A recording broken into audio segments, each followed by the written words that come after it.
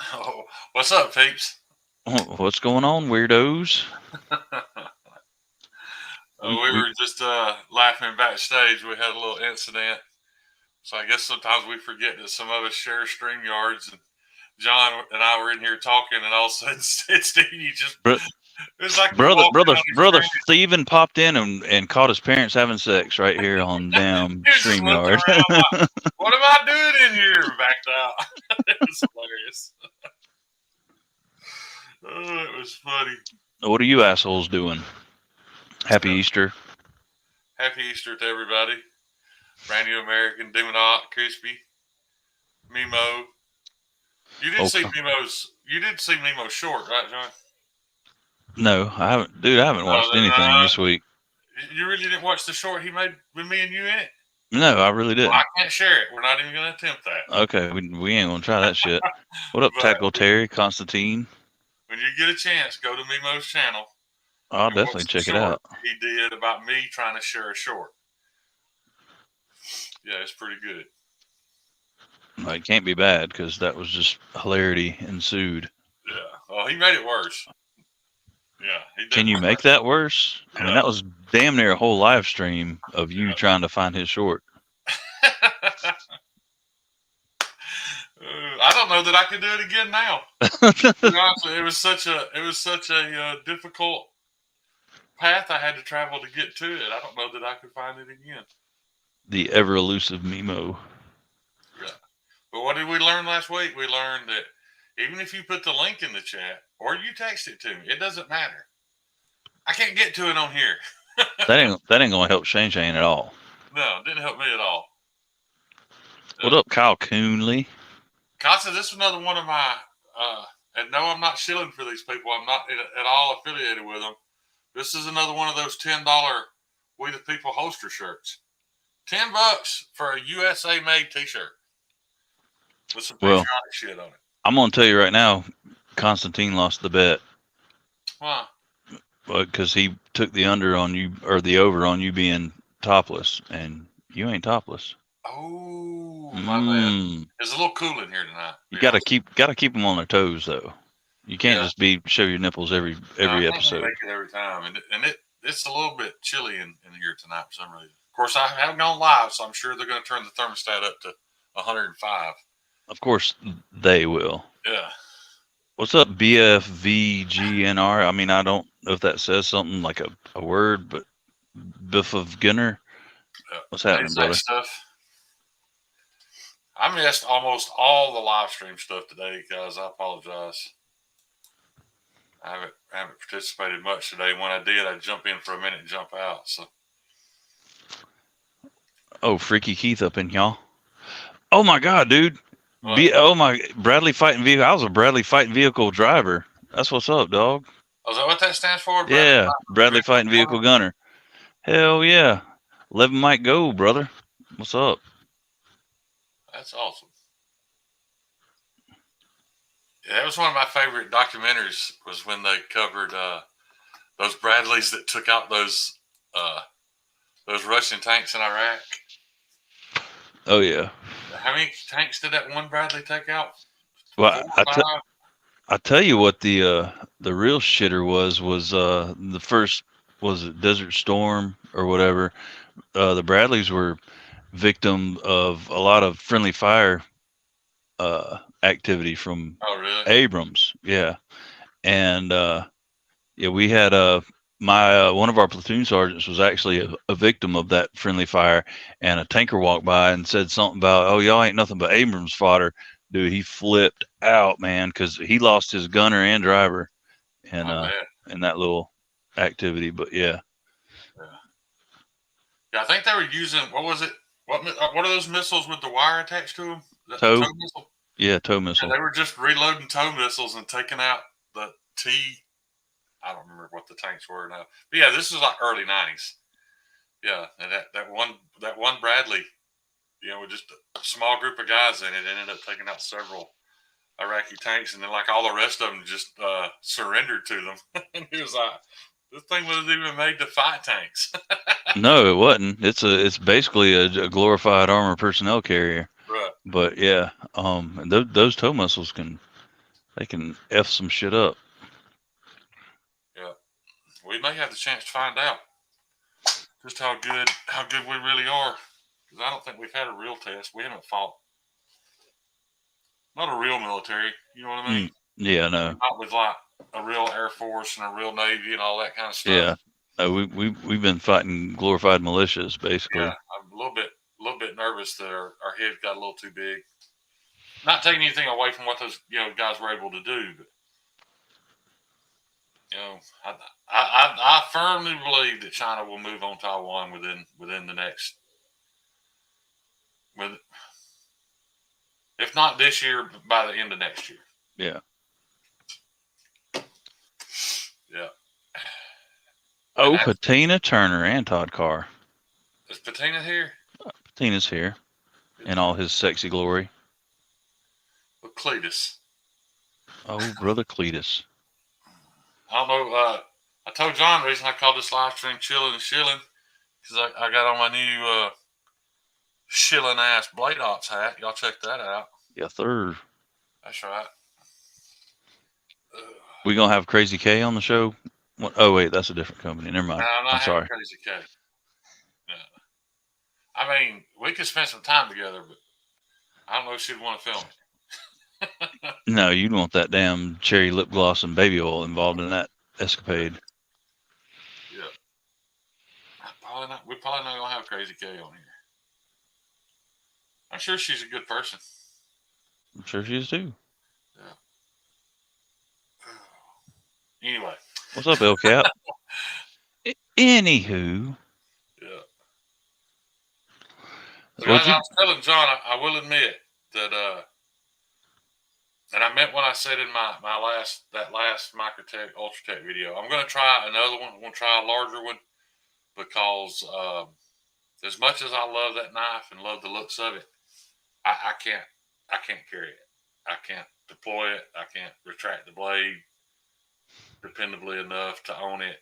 So yeah, I didn't want to be dishonest about that and act like it was a rose garden carrying that thing, because it was not. I struggle more to close it than I did to open it. Well, and I mean the idea of the knife is cool. They're pretty knives. Yeah. Cool looking little knives, but as far as functional, in my opinion, I still feel like it's more of a clout chasing thing, though. Yeah. Oh yeah. As I hate to admit it, I really do. I think owning a Microtech OTF is just it's a flex. Yeah, it's a flex. But if you guys get a chance, go watch, not now, but later on, watch that Microtech Ultratech video I put up today, and you'll notice when I open or shut it, you'll watch that you can see my hand do this. Like my whole forearm shakes as I'm trying to engage that switch, and yeah. Well, you're right, One Moon. I just can't, and it may just be that one, because I know I tried a few. That video I did from the gun store that had Microtechs. I don't remember any of them being that stiff. I remember being a little stiff, but I don't remember being that stiff. That particular one just way too heavy a trigger for me. So what are you carrying today, John? I don't know. You don't know? The Slim. The Berg Slims. That I can't knife with my right hand, but yeah. What's up with your other hand over there? It's got a little cast action going on, Did they have to do something else to it? No, they put a plate in it, but that was like on there last week. Yeah. Oh yeah. The chick at the gas station wrote too legit to quit on it, but other than that, who did that? The chick at the gas station we always go to. Really? Yes, she did. You need to pick a new gas station. No, that's the best gas station, man. She's a hottie too. Too legit to quit. I remember it being bandaged, but I thought it was just like white surgical tape type stuff. No, it's always been that big. Always been like that. Have they got to go back in? Is there anything they got to take out, or they're leaving it all? No, they just take the stitches out. I go back this coming Friday or Thursday, yeah. And they'll take this off, take the stitches out, and then good to go. They say physical therapy, but I ain't messing with that crap. Yeah, if you don't need it, No. that's a money I mean, grab. what, they just going to teach me how to move my wrist again? I already know how to do that. I've been beating off for 40-something years.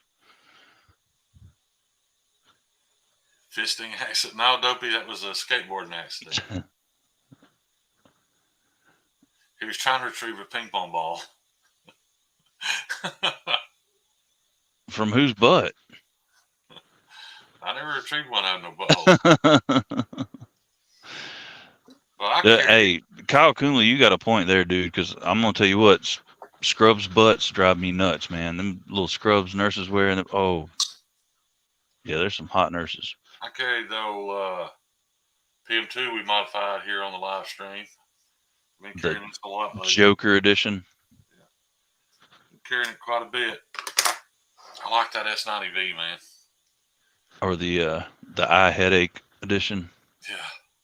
Did I tell you I found a flaw in the new micarta scales for my ABW? Well, you told me they like really grabbed a pocket. Yeah.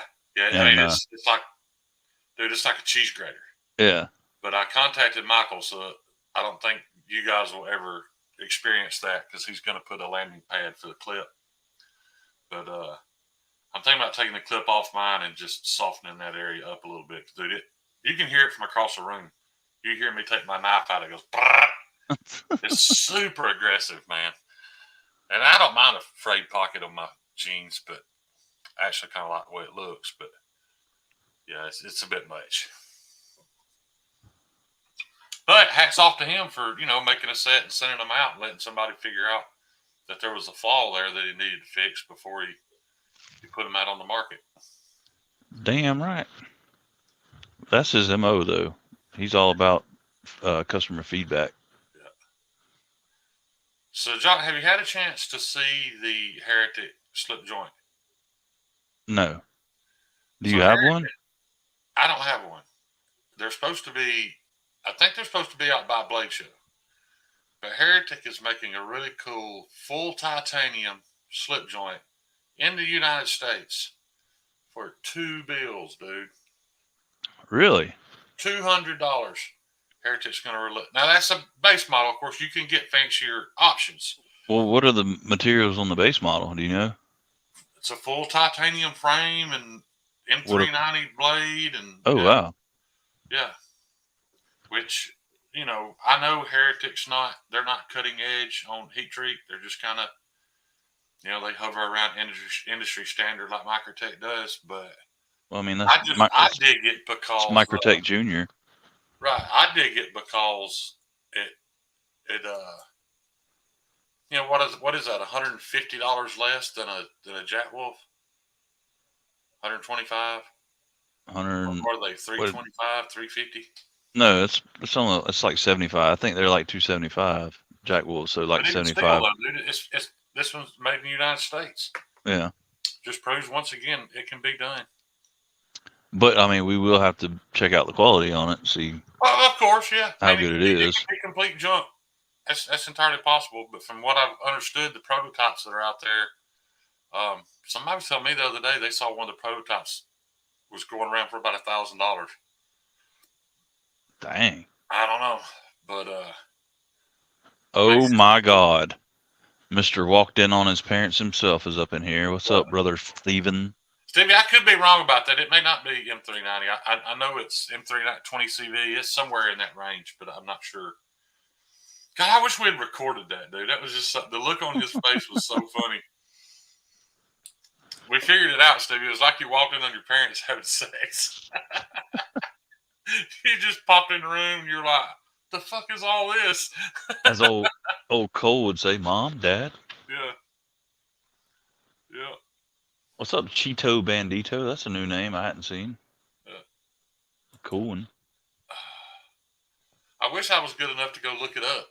M-bomb. I'm only rooting for it because it's made in Florida and it's it's an American-made slip joint for less than all these cats that are currently making Chinese traditional slip joint knives with modern materials.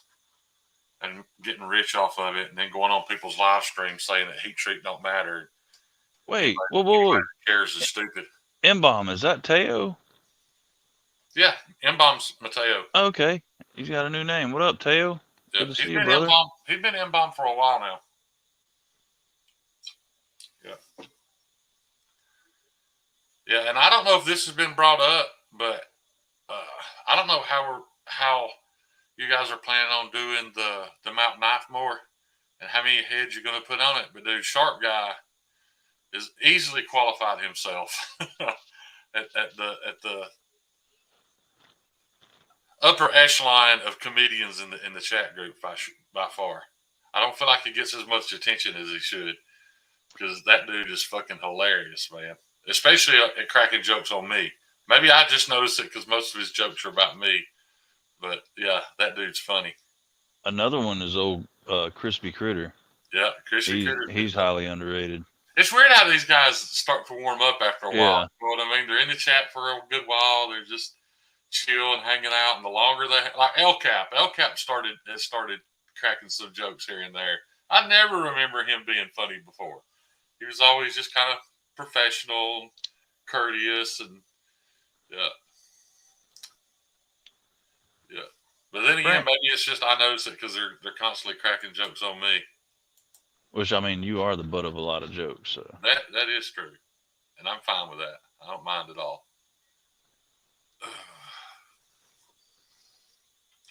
Not even a little. You think I should try it? You think I should try to see if I can?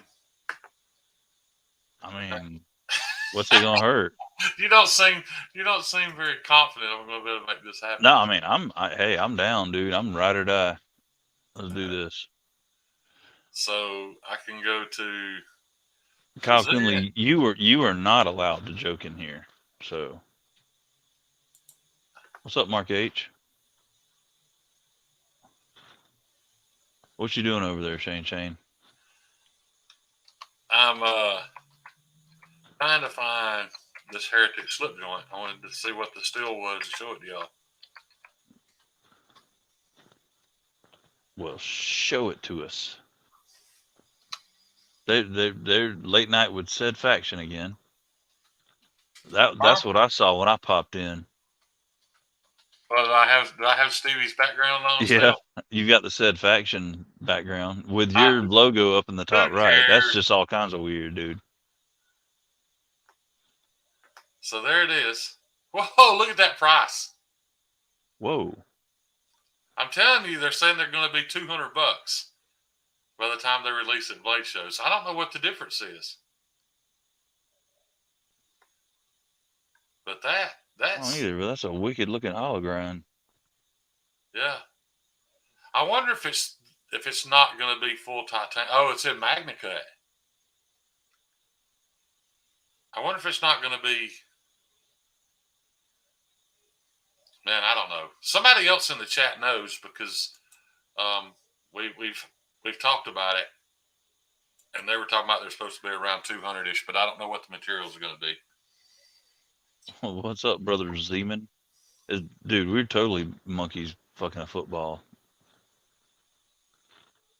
How are we doing that? I mean, that's just how we are.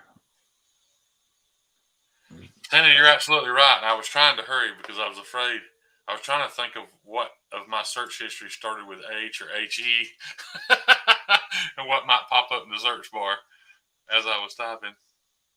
Have a good one, Teo. I mean, don't leave. I mean, Shane's about to probably get naked here in a little bit, so you might not want to leave too early.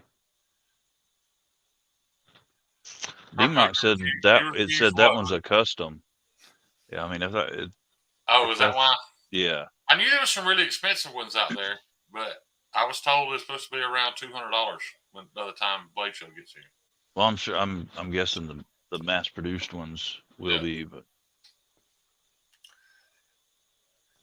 Yeah, I've been thinking a lot about that this week too, dude, about designers and things like that. All knives have a designer.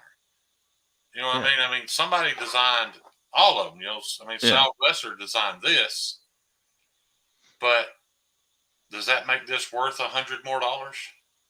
Because you know what I'm saying? we're buying.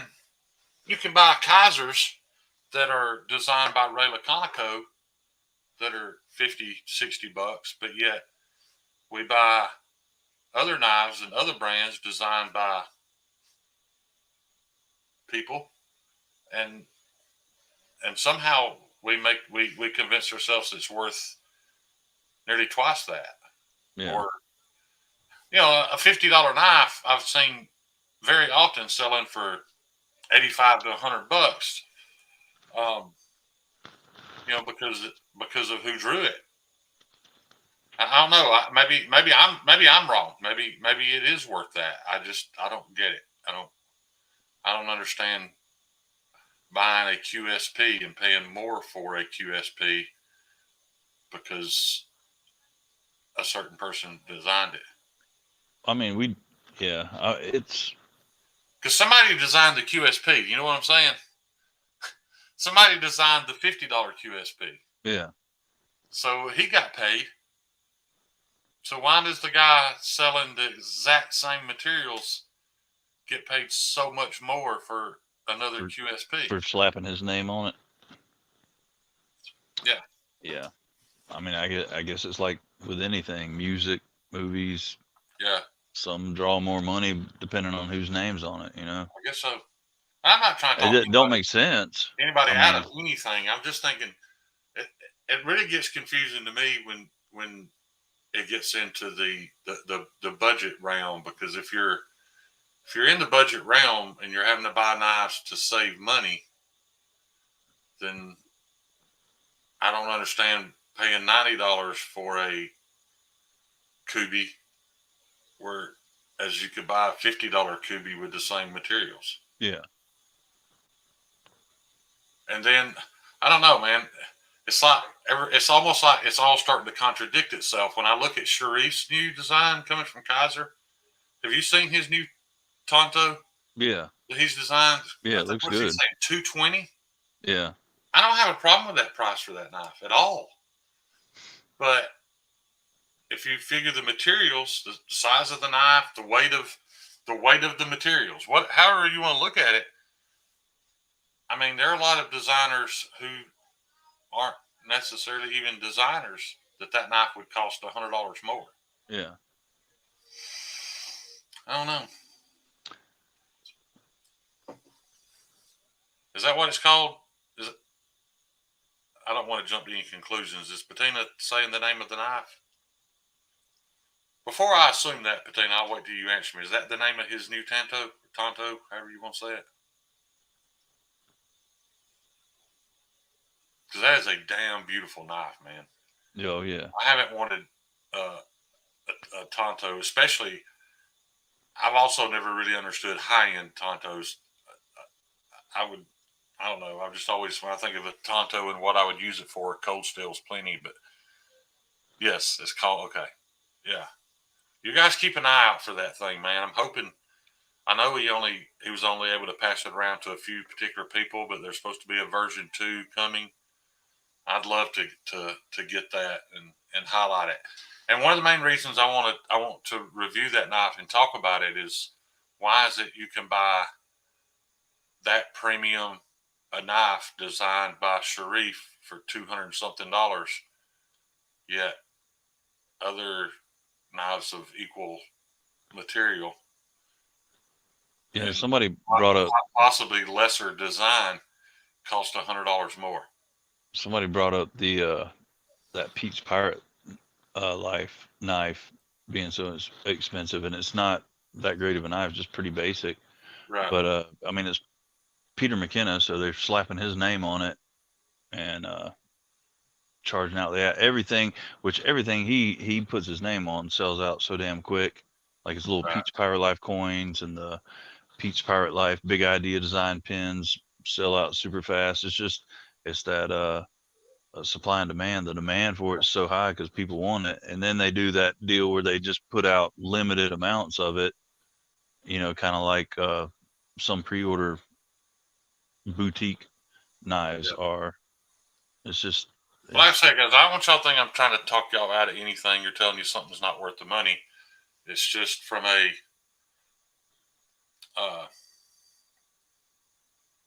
from my point of view, the way that I look at value and am I getting what I'm paying for, I don't get it. Well, I mean, and the point is, if you want something and you're willing to pay what they're charging for it, then it's worth that to you. So Absolutely, yeah. If it you is just what want it a knife is. that was designed by Sharif or said Stevie, whoever, and it's worth paying more for you to own that, yeah. I mean, I'm 100% behind it. I Oh, if just, Stevie designed a knife, dude, I'd give my firstborn child oh yeah, I'm to buying own that that too. son bitch. So But you see what my point is yeah, that especially in the budget realm, if it's about saving money, then it stops making sense. Well, then it also, but now it's like it's crossing over into some of these guys' knives are costing Spartan Harsey money or yeah. Hinder money.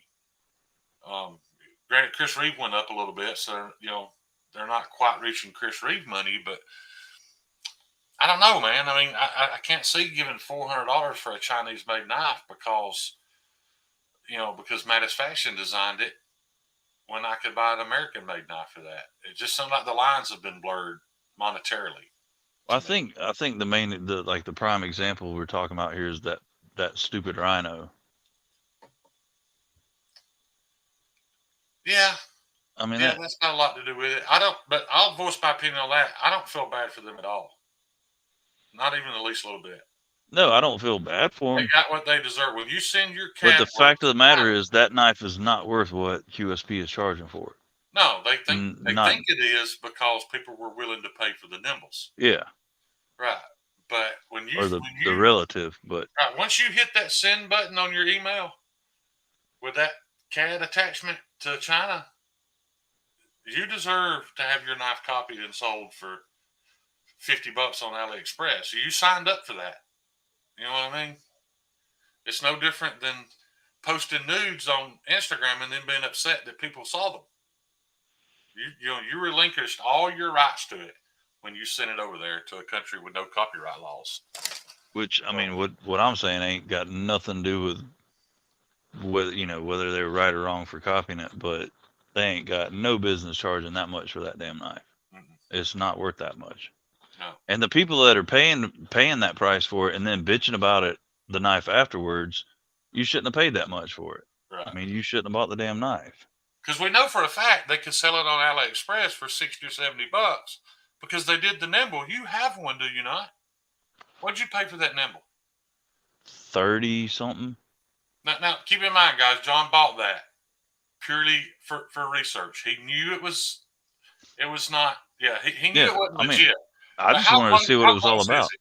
It's a nimble. Am I right? Well, honestly, I've never handled a liner lock actual nimble, Right. but if I am just looking at the construction and the machining on it, if I had to guess, it's a fucking nimble. All right. So keep that in mind. For $30, you bought a liner lock nimble Yeah. off AliExpress. No doubt in my mind, made by QSP. The same With company that was selling. labeled as K110 steel, but I've paid $50 for K110 steel on a Right. knife that was absolutely acceptable. So, I mean, for Bro, $30, how much is that $400 QSP actually worth? If they can sell the knife you bought yeah, for $30, how much is that knife actually worth I mean, compared to I'd what say they're 100 charging? tops. Yeah, One compared to like, what they're charging for it because yeah. there's some hype around it. Yeah, but going around, that's my thing. I don't believe it's a fake nimble. I think it's the exact same knife off the exact same production line. And I know it's easy to say, well, they probably used an inferior blade steel. How do we know what blade steel they used on the nimble? Nobody's testing that anymore. We don't know. I We mean, don't know that it's K110 or it's S90V. I mean, we honestly don't know. I miss the days when LTK had somebody to test all that for. Because how often were we lied to? oh, a If lot. you go back watch every one of those videos, there's a couple of those knives that were flat out lies. You know, and every single video. I don't think he ever did a video series where all of them were what they said they were. Well, look at that old dad up in the house. Old Dad's here. But yeah, Oh, man, I tried to hook you up, man. Molly was asking about how to get rid of vertigo. I commented and told her she'd try to balance about 275 pounds on her pelvic bone. That'd probably help get rid of her vertigo. how you know much? And How you know? I apologize if you don't weigh that much. It was just it was an estimate. I was about to say, how do you know how much Justin weighs? But shit, his chest probably weighs 100 pounds. His chest and shoulders alone. Yeah, he's built like a brick shit house. He is. He's like a damn silverback gorilla. Yeah. What's up, Timbo?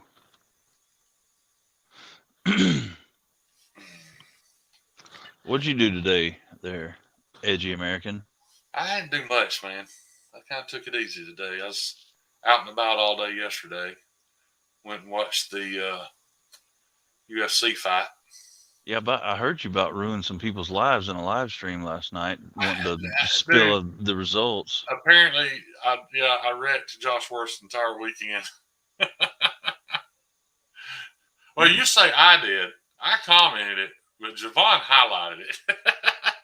He had a chance to not see it until Javon put it on the screen. I will say that, though, dude, I think from a UFC marketing standpoint, they're way better off with Izzy as the champ because he's really good at promoting himself. Whereas Alex Piera is not. But I didn't think he had a chance in hell of beating that dude. I mean, he's already knocked him out 3 times in a row. Finally, Izzy caught him.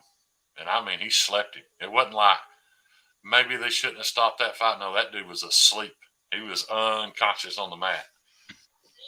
But does that make up for the fact that you ruined Josh Worth's life? Yeah. In that moment? What Justin say?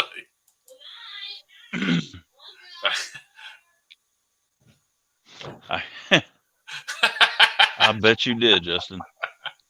He gave her the vertigo, is what he's saying.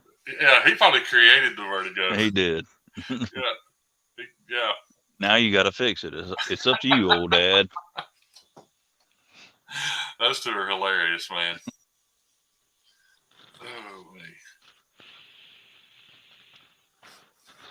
Yeah, Josh, you're right. It was worth it. And did you notice it wasn't the first overhand right? That was the devastating one, but that didn't put him out. That second one that actually put him to sleep, if you'll notice, his forearm hit Alex's shoulder first. So it absorbed a lot of the power before the fist ever hit. But it was a little sad seeing Jorge Masvidal retire. But he lost, and he said if he lost, that was going to be it. Well, he never actually come out and said he retired.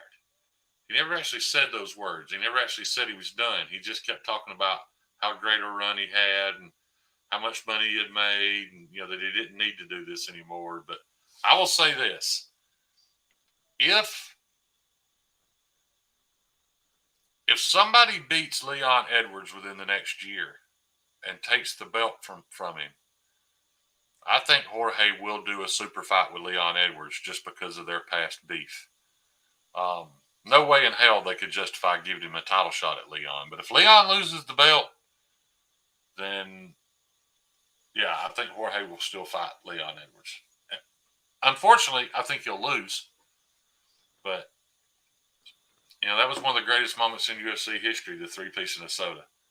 If you don't know what I'm talking about, you need to check it out. That literally 30 seconds of that man's life completely changed the trajectory of his career.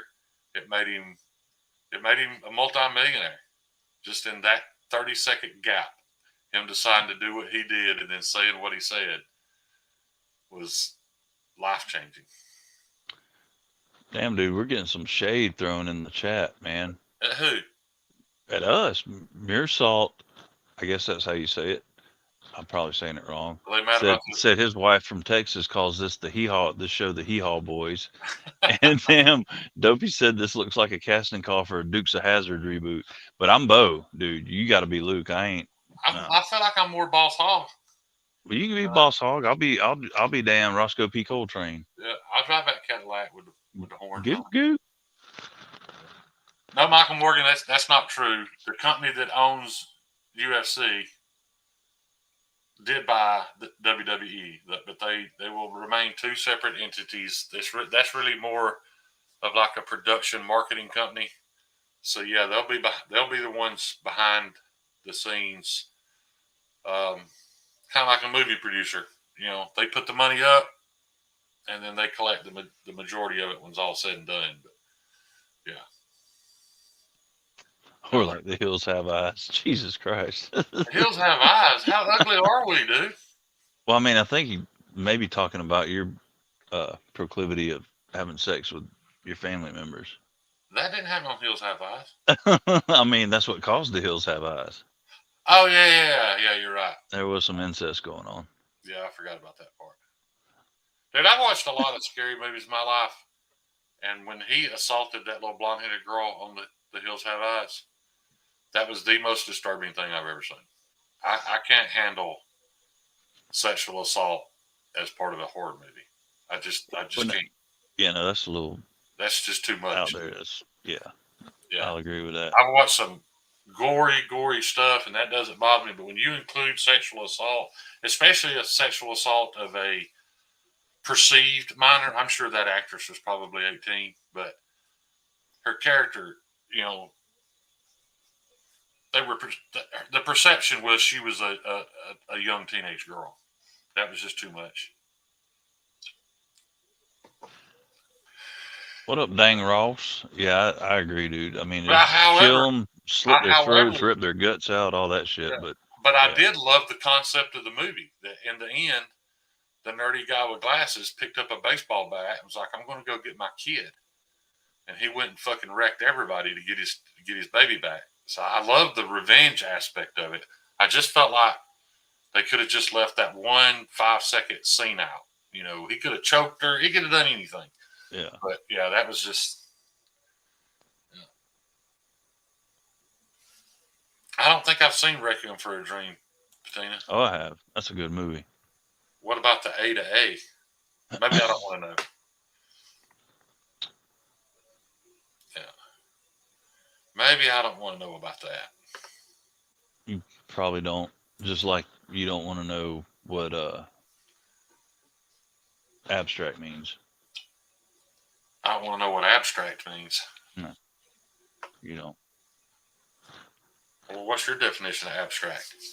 Well, I mean, it don't matter what my just last week you were described as abstract art, and you said I'll take that, and then you said, well, I mean, maybe that might piss me off if I knew what abstract meant. Well, I've seen what people call abstract art. That's just kind of like when they just smear a bunch of shit on the canvas, or yep, that's or you. Fucking dip the brushes and throw it at it. Yeah, I'll take that. You go to hell, Kyle Coonley. Is he talking about Kimbo Slice? Somebody was talking about Kimbo earlier.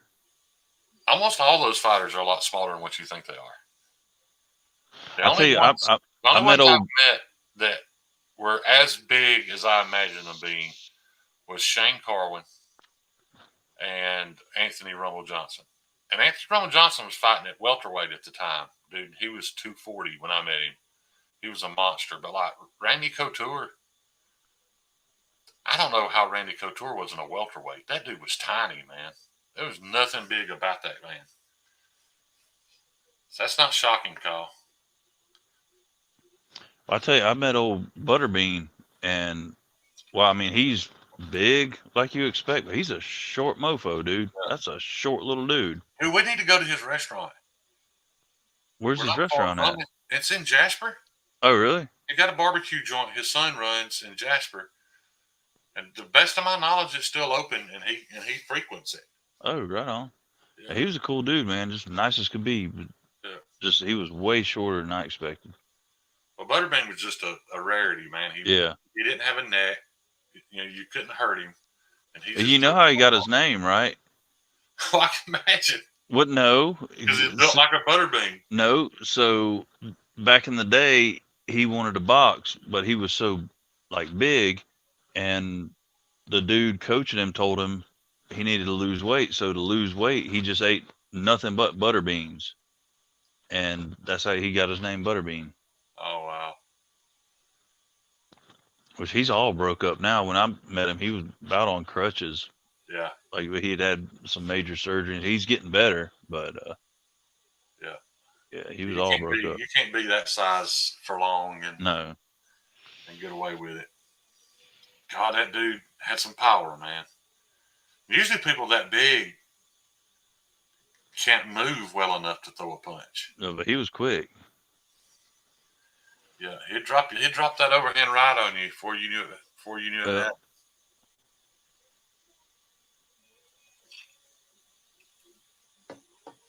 Mark H. That's dangerous, dude. Is that really cute blonde headed one he's been married to for a few years now? Oh Lord, Do y'all remember the video of them working out naked? I do not. So when he first got with that blonde headed chick, I'm assuming they're still together. She was like a fitness trainer, so she was looked like your average Instagram model, but she and they had a gym. I'm assuming it was in their house because there was nobody in there but those two, and they were butt naked doing their workout. Like she's on the stair climber butt naked and all this stuff, and some paparazzi guy snuck up to the window and filmed it and released it on the dark web. Chuck Liddell and that chick buck ass naked working out. Uh,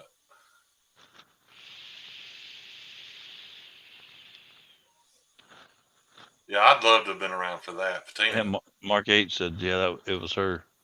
Yeah, yeah, she's beautiful. She looked a lot like. She reminds me of Jewel, but in even better shape. Just her facial structure remind me of the singer Jewel. She got a little crooked tooth. God, I hope so. Dude, that little crooked tooth drives me crazy, dude. Woo, son.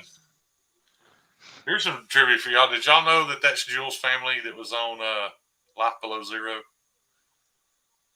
Not Life. Yeah, the family up in Alaska. God, which show? There were so many of them shows. I'm afraid I'm gonna screw it up now. Oh, you talking about the The last front Alaska, the last frontier. Yeah, that was her family. Yeah, Otto's her dad. No kidding. Yeah, dude, those people are multimillionaires. Have been for a long time. They were already rich. Had the crazy boy on it that would go hunting animals and shit. Oh no!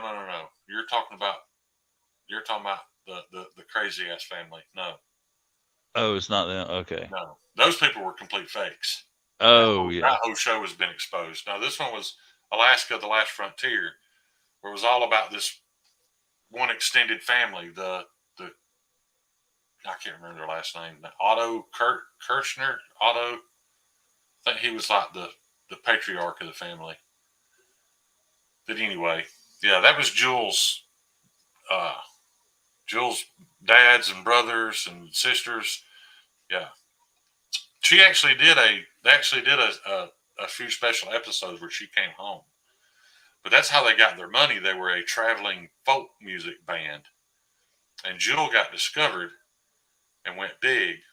But the rest of the family, because their granddad claimed that property a long time ago, they were already, and I'm not saying cash wise, but assets wise, they were multimillionaires just because of all the property they owned. Let me tell you something. Anybody that owns a farm with a few hundred head of cattle on it, they are millionaires. They might not have a damn dollar in their pocket. They might struggle to pay their power bill, but on paper, they're millionaires.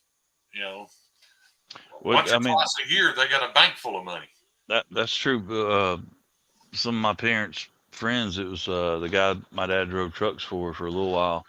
They owned polled Herefords, and just one of their bulls, because it was one of them semen bulls, right? And he was worth $1 million.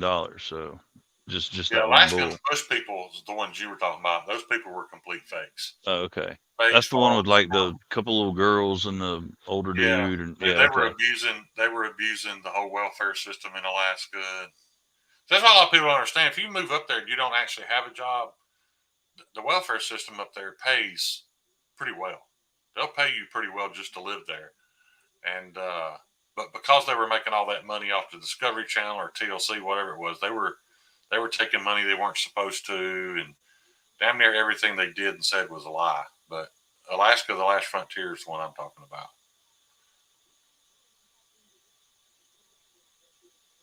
Like Connor I said, that old Jewel sure can ride a horse good, I'll tell you what. I wouldn't know, but I can only imagine. Yeah. Yeah, I like that show. That's back when every television show on was about people in Alaska. I like that show, Mountain Men. That was a good one. I never could get into it. I tried. Really? Yeah. I mean, that was right Wow. up my alley back then too, and I just couldn't connect to any of the characters well enough. I don't know. I dug it. Yeah.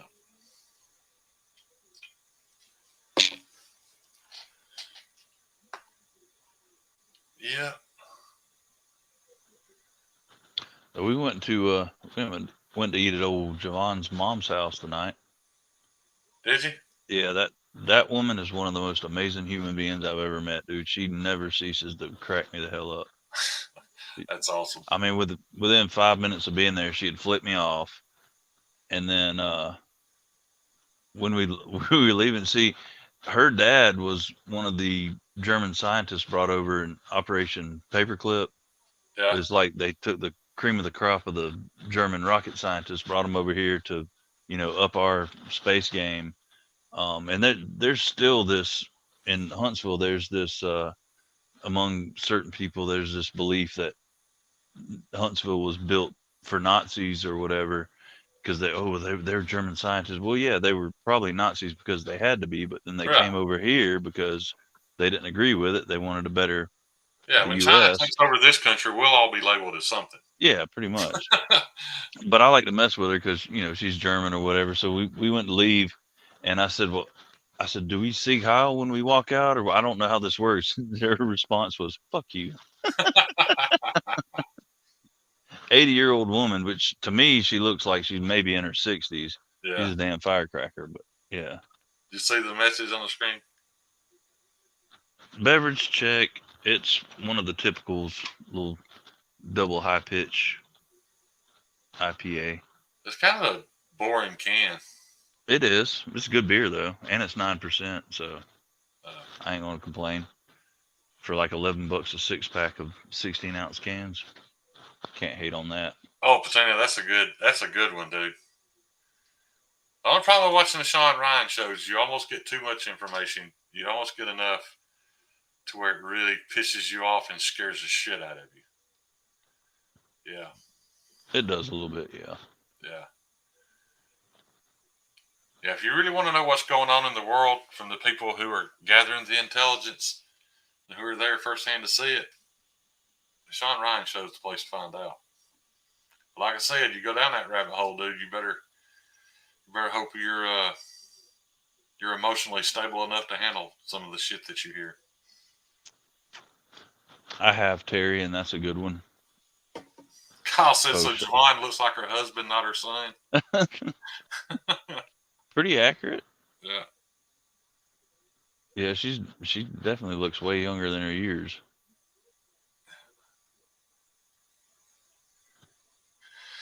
Yeah, I love to watch Sean Ryan and Mike Glover, which makes sense because they actually work together at the CIA with a family member of mine, whom I've been informed not to talk about. But it's almost strange. It's like I watch them to get more insight into his life because he won't share anything with me. He won't talk about nothing. So I watch them to kind of get an idea of what he's went through the past 30, 40 years. Who are we talking about here? I can't talk about it. But you are. Which makes this a little bit awkward. Sorry. Yeah. Anybody here with Paramount Plus able to tell? What is he saying? To tell me if you have Underbelly, Last King of the Cross. It's an Aussie series. I haven't heard of it, Josh Worth. I have Paramount Plus, but I only go on there when I'm looking for a particular thing. I don't browse through there very often. so I wouldn't know.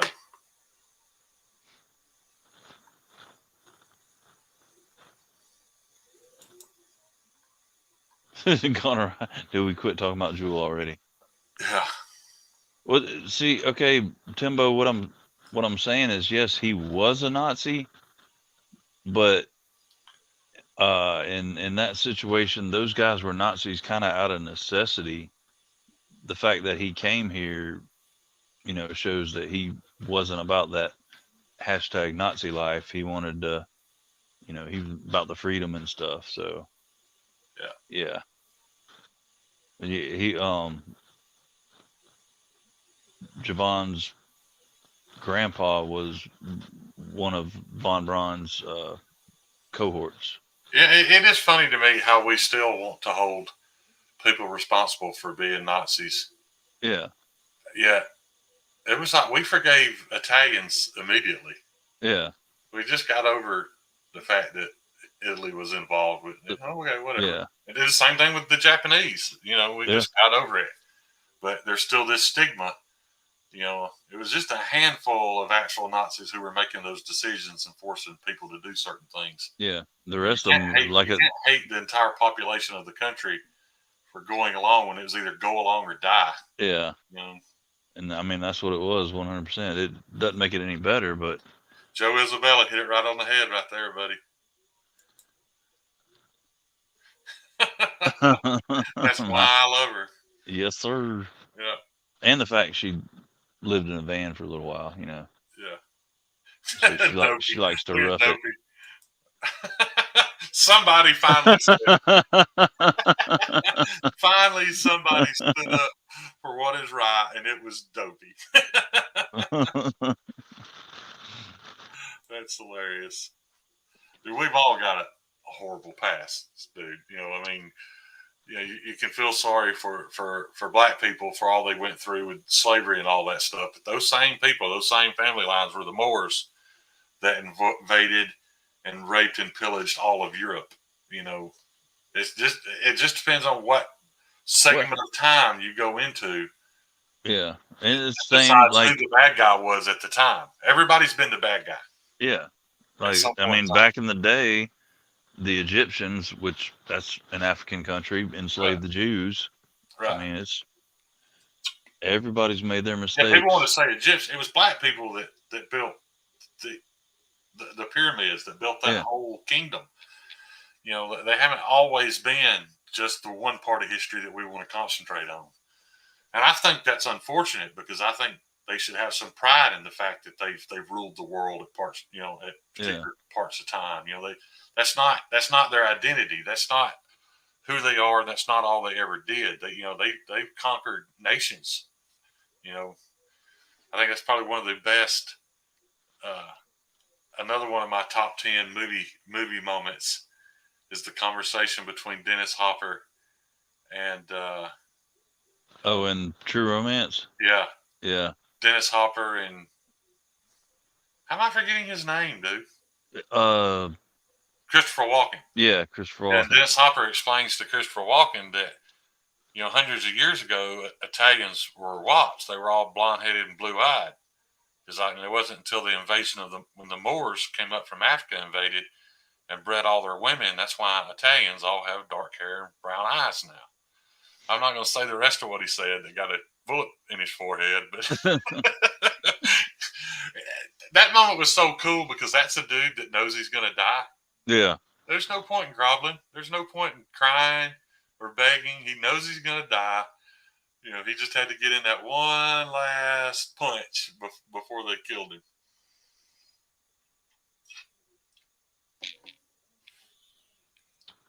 yeah, that was a damn excellent movie. Yeah. Yeah.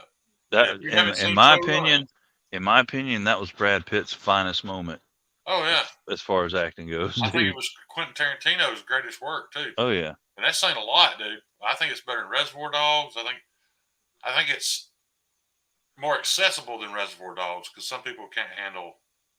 Somebody yeah, didn't care for the violence of Reservoir Dogs or even the tone of it, and then I think it was more commercially acceptable than even Pulp Fiction. yeah.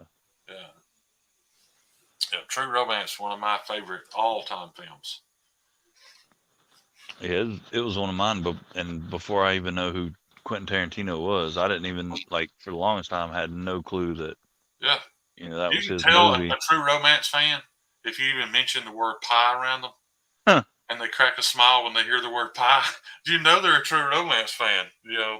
There's just man, it's awesome. Well, we got a whole entire history lesson going on in the chat Yeah, we now. do. Yeah, we do. We'll just stick to this comment. Yeah, it was a hell of a monologue. One hell of a movie.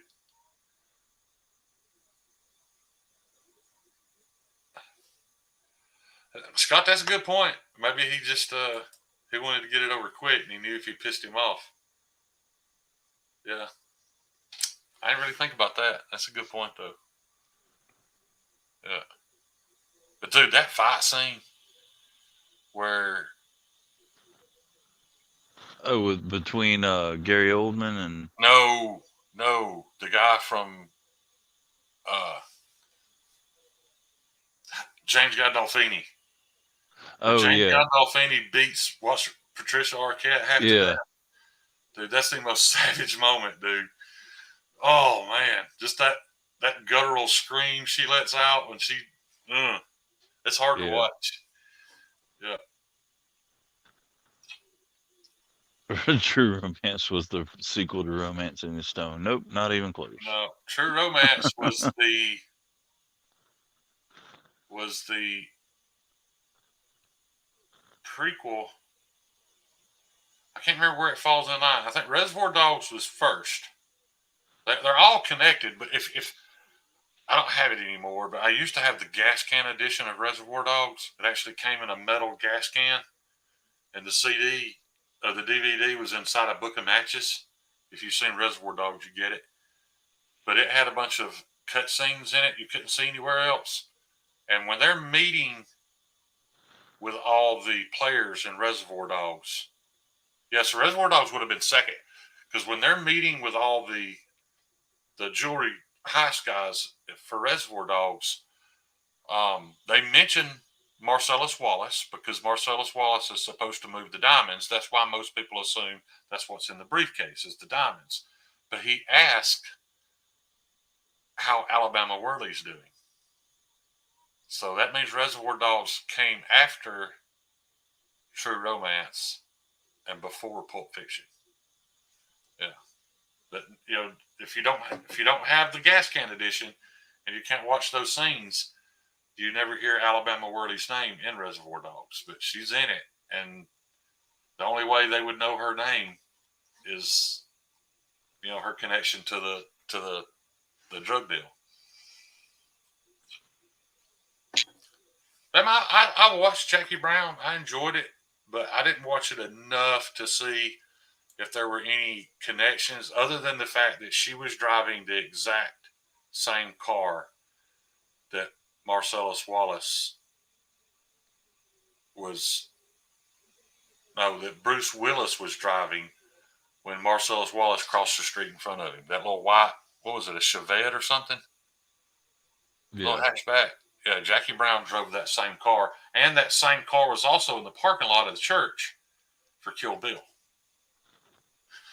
I'm not talking about kind of, sort of. I mean the exact same car. They use the exact same one. But they all connect. Even, Inglorious Bastards, Hateful Eight. Some of those people are predecessors or family members of upcoming people. I love to watch how all of it connects on YouTube. There's hours of video you can watch about how all of the Quentin Tarantino universe, how it all connects. The same that Apple brand cigarettes that they smoke in Pulp Fiction. There's actually a billboard for it in Once Upon a Time in Hollywood. Yeah, was it a Chevette? Was it a white Chevette? Mirasol? That sounds right. It definitely looked like a Chevette or Escort, something from back then. Yeah. What's up, Nuts for Knives? How you doing, buddy? Oh shit. What are you what are you, Teo what are you gaming on? Teo said he's got jerkies ready for Blade Show. He's got 2 new flavors: smoked cracked pepper and smoked green chili. Awesome. Awesome. And just in case you don't know, M-Bomb jerky is the M-Bomb. Kyle, if you haven't seen The Hateful Eight, if you're a historical guitar fan, don't watch it.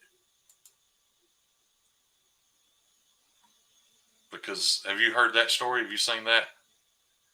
You remember No. the part where the chick's sitting there playing the guitar Yeah. and Kurt Russell picks up, snatches it out of her hand, and destroys it?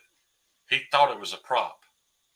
And it No, was it was like not. $150,000 historic guitar from that era. They wanted a real guitar, And the he went off script Fender, and maybe it wasn't Fender. The Gibson Museum loaned it to Quentin Tarantino to make the movie, and Kurt Russell didn't know what it was and literally bashed it into pieces. went off. I'm guessing off script. Like he just. No, he was supposed to smash the guitar.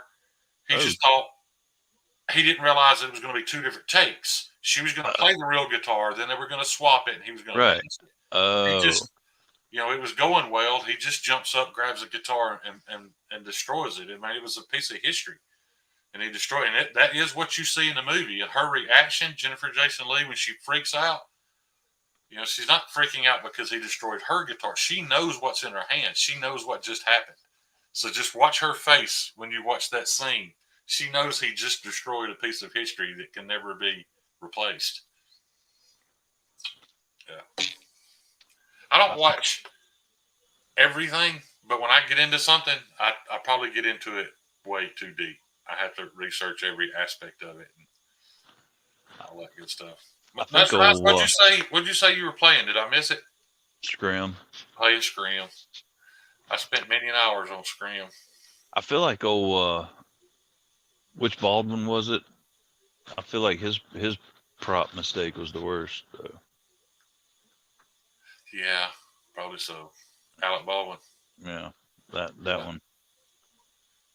Yeah, I'm still anxious to see what they do about that. I know he's been charged. Yeah, he won't do any jail time. No, it'll. I think it's all legalities for when they sue.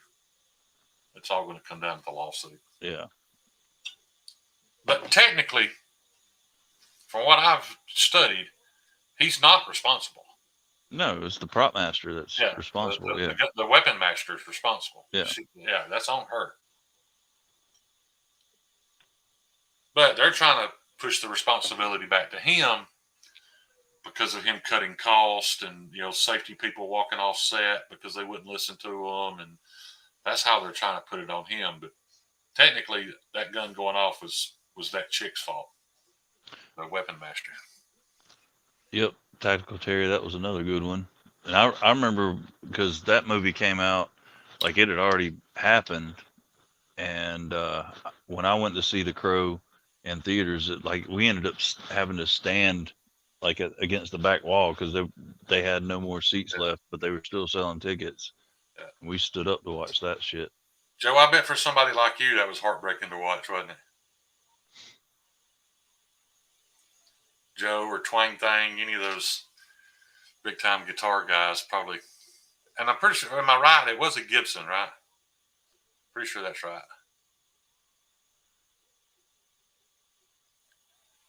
Lester Knives, is there new stuff to do on Skyrim? Am I missing out on something? Or are people just replaying it as different factions for a different experience? Or because I haven't played it in a long time. I mean, I can easily download it off of Game Pass, and I'm assuming all my save information's there, but I wouldn't remember how to play. I used to make fun of my nephews for watching people play video games, and now I do it all the time, dude. I'm addicted to watching people play DayZ. I don't know. It's so dark, dude. Watching how demented people are on that game, I can't get enough of it. It may have been a Martin, M-Bomb. You might be right. Oh, you've never played Skyrim before, Nuts for Knives? Kiss the next month of your life goodbye. I mean, you won't regret it, but But there it goes. yeah, it went. It's like old Diablo back in the day. I couldn't get into the top down games. Really? Never been able to play a top down game. I don't know why. Well, I mean, you probably would have if you played them back when they came out, and that was Yeah, the maybe so. thing. Maybe so.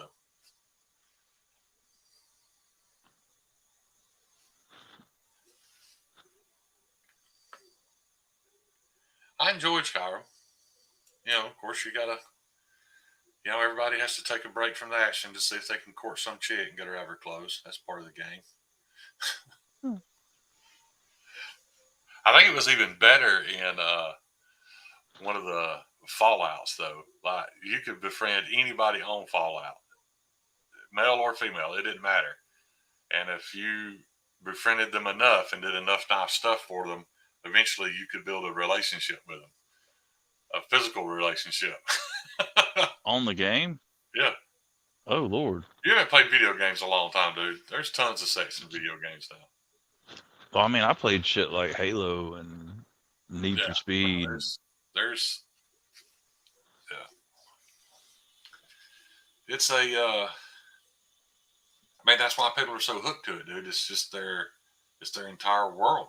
I mean, it's replacing real relationships and real friendships, and yeah.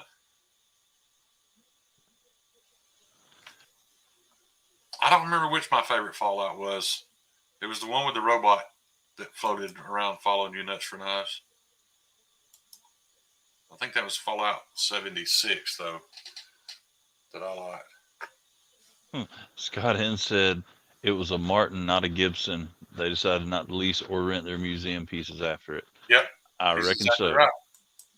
Yeah, they said never again. He said, "Fuck y'all, dude. Yeah. Y'all And they rowdy." just said that guitar, because the guitar was, it was timed to that timeline. It was from the 1800s. Yeah. Because Jennifer Jason Leigh was talking about how, you know, as a guitar player, how monumental that was in her life to even be able to pick that guitar. And then she watched Kurt Russell fucking destroy it right in front of her. Well, I reckon she should have quit with damn Fast Times. Yeah. That was her finest moment. Yeah. Terry, I never got into Fable either, dude. I felt like Fable didn't guide me enough. I don't know if you know what I mean by that, but it was like 30 minutes in, I wasn't really sure of what I was doing or why. I need a little more guidance than that. And I know that's difficult in free roaming games, but yeah, like with Skyrim, it was easy because I just wanted nicer shit. I just kept doing stuff to get nicer stuff. But with Fable, I was kind of lost right off the bat.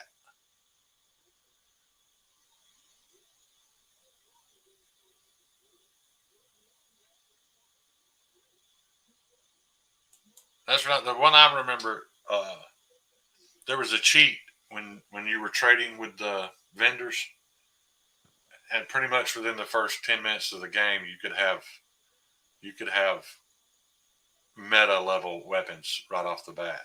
Something about how you interacted with them. I can't remember it now, but yeah, you could have all the stuff right off the bat.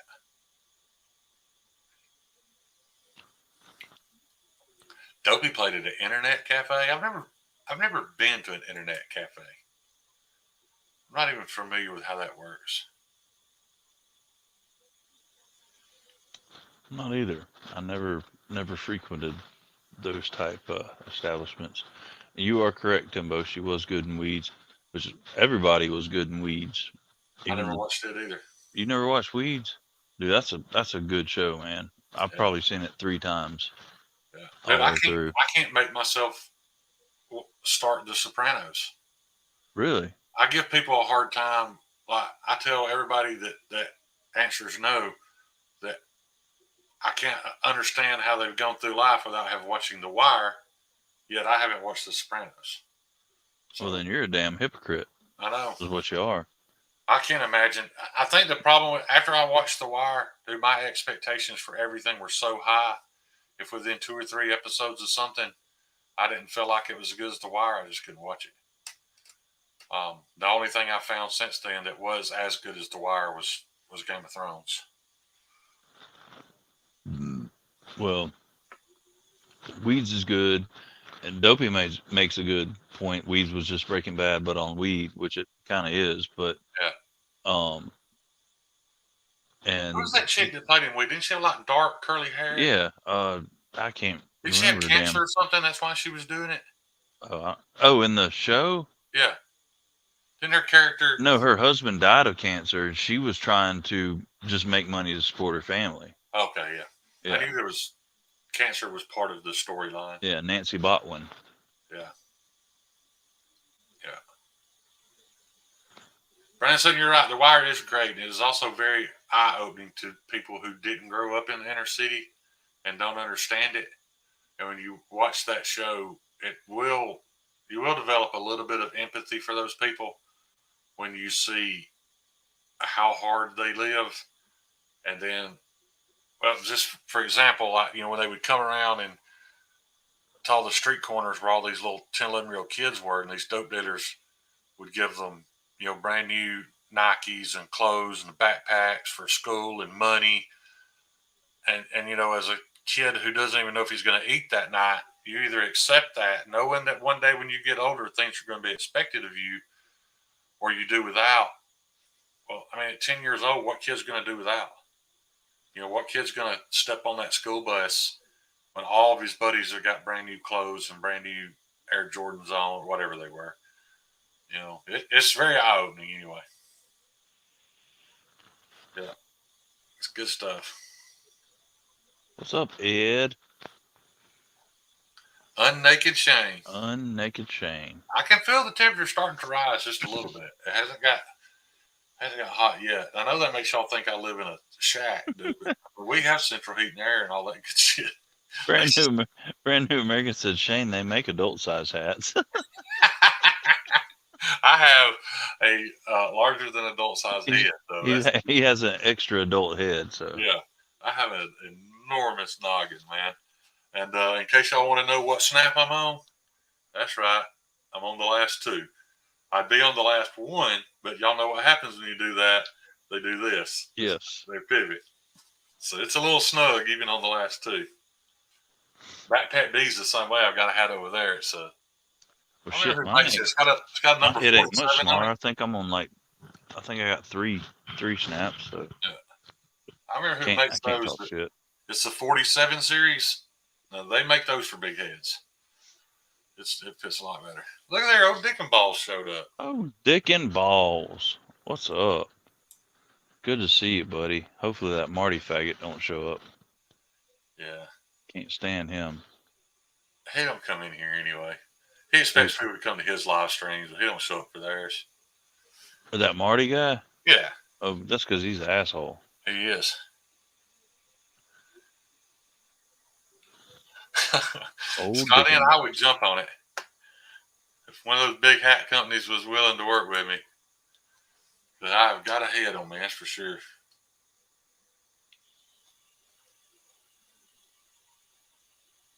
Look at this second dinner shark guy's eating, guys. Lamb chop, scallop taters, that's better than any pudding. First dinner I've ever had. Holy crap. Scallop taters, corn pudding. You ever had corn pudding? Oh, yeah. I like anything in pudding form. Yeah. I got a tiny hat over there. I don't know if it fit on my neck roll.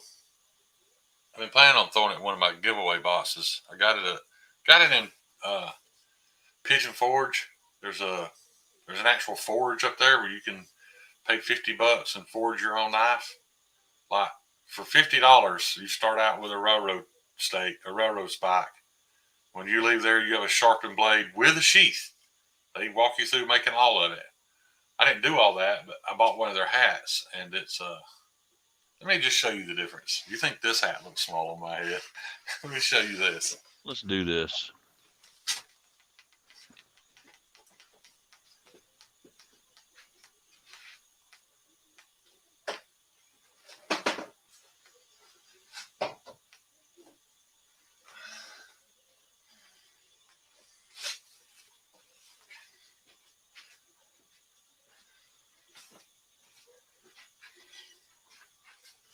Just for reference, this is just a normal hat.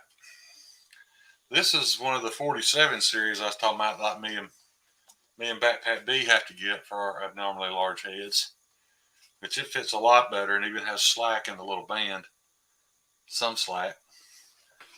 And then there's this, which, as you can see, the strap goes into a clamp right there and doesn't even come out the other side because I had to max it out completely to get it on my head. So you can see how much the strap sticks out past the material. That's pretty, dude. It doesn't even touch my ears. It's like you're wearing a yarmulke with a bill on it. Yeah. Little old wee tiny thing. Yeah. It is a nice looking hat, though. Who said that? Digging balls.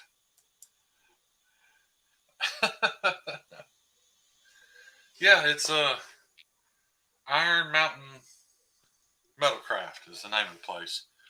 So any of you guys that live in the southeast already know that you vacation in Gatlinburg. But up there at the Mill restaurant, down there everybody goes there to eat at least one meal. There's a whole little plaza there with all kind of touristy businesses in it, and this is one of them, Iron Mountain Metalcraft. Take you a couple hours out of your vacation and go up there and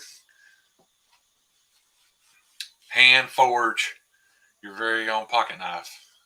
Not pocket knife, fixed blade. And you'll get a hat that looks like somebody that does art designed it. Some little headed fucker designed it, that's for sure. Yeah. A tiny cranium. You have got to be kidding me, Dane Ross. There's no way that's a real thing.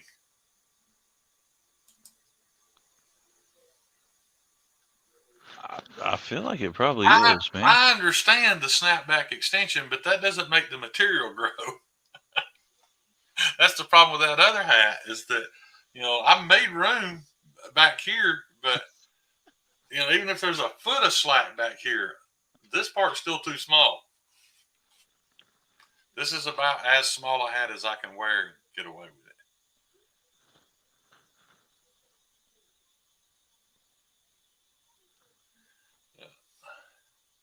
So basically because it's not like they make hats bigger.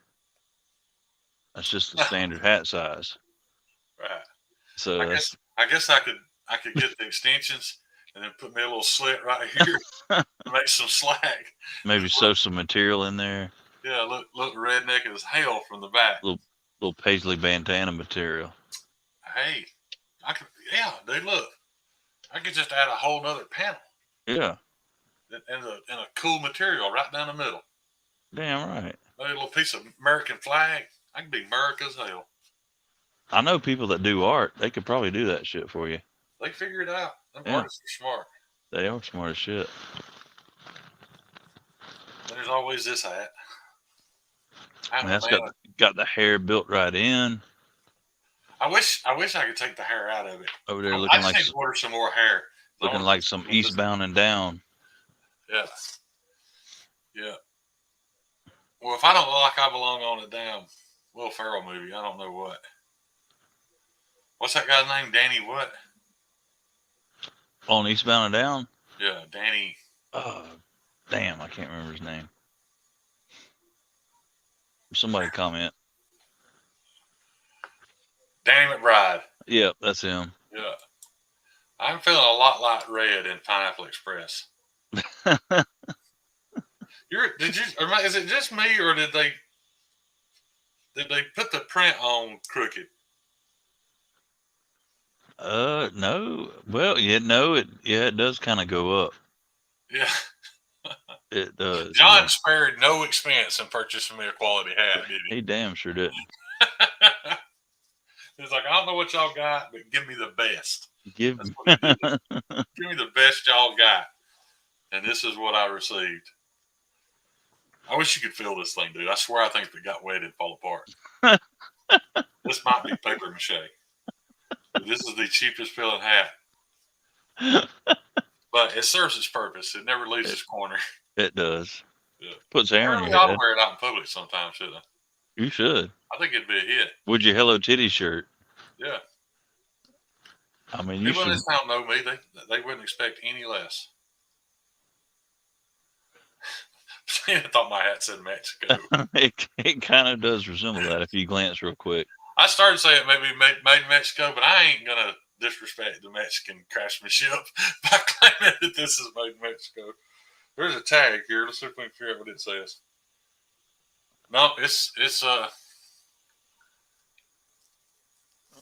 Just tell us what it says. We can't read that. you can if I can get it straight up there. Made in China. China. Right there. Good old China made America hat. It damn sure is. About like the Trump Make America Great, the MAGA hats made in China.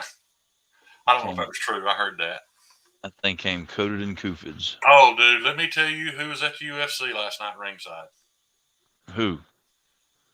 Tell us. The greatest president of our time, Donald Trump. Uh-huh. Next to him, the greatest rapper of our time, Kid Rock. And next to him, the greatest boxer of our time, Mike Tyson. Now just picture that. Trump, Kid Rock, and Tyson. That's a motley crew right there. Sitting there together at the fight, talking amongst one another. I bet they were all eating mushrooms, too. Probably. They were all eating mushrooms and hating gay people. Oh, me. Hate has almost got to the point to me now where it's just humorous, dude.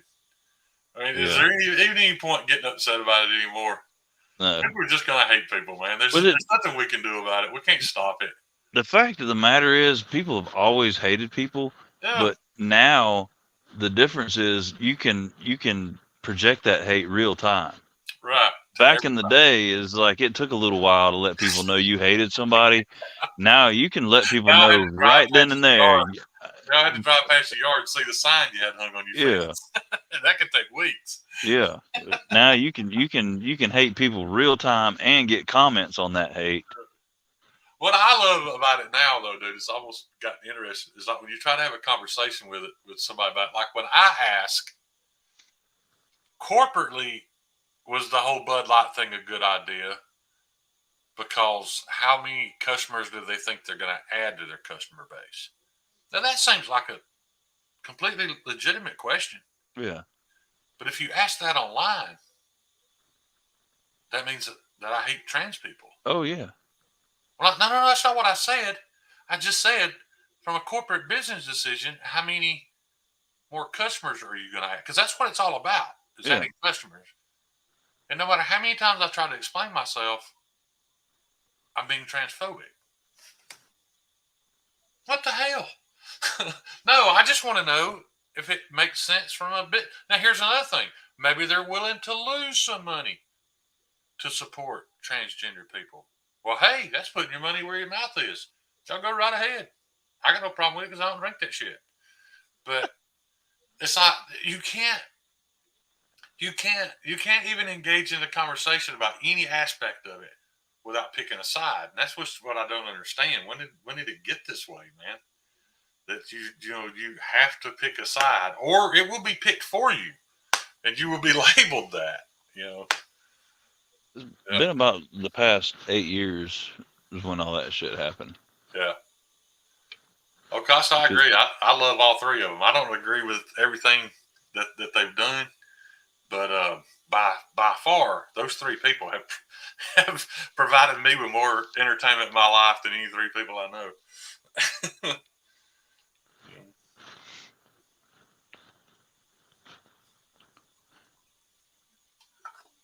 This is a true sign, John. What's that? That you just said it too. You said this has just become predominantly in the last 8 years this has happened. I've told you this story before. I remember a time in the late 80s, early 90s, sitting outside a convenience store in a predominantly black part of Birmingham. The highest homicide rate, the most dangerous part of Birmingham, in all honesty. It's right off Arkadelphia Boulevard. You can research it yourself. But I was sitting there outside this convenience store watching people come in and out of the store. And I noticed that me being from kind of a country part of the state, you know, you hear people crack jokes all the time. You think all black people drink Old English 800. Right. That's not true. They do not. OD They all 8 drink ball. Miller Lite. I sat there and watched them. Everybody that walked out of that building came out with a half case or a case of Miller Lite. I remember thinking to myself, do they not know? Do they not know that Miller Lite is owned by the South African government? The people who wrote apartheid? The people who are oppressing and killing their people daily? And they're financially supporting it by buying their beer. That can happen nowadays. You know what I mean?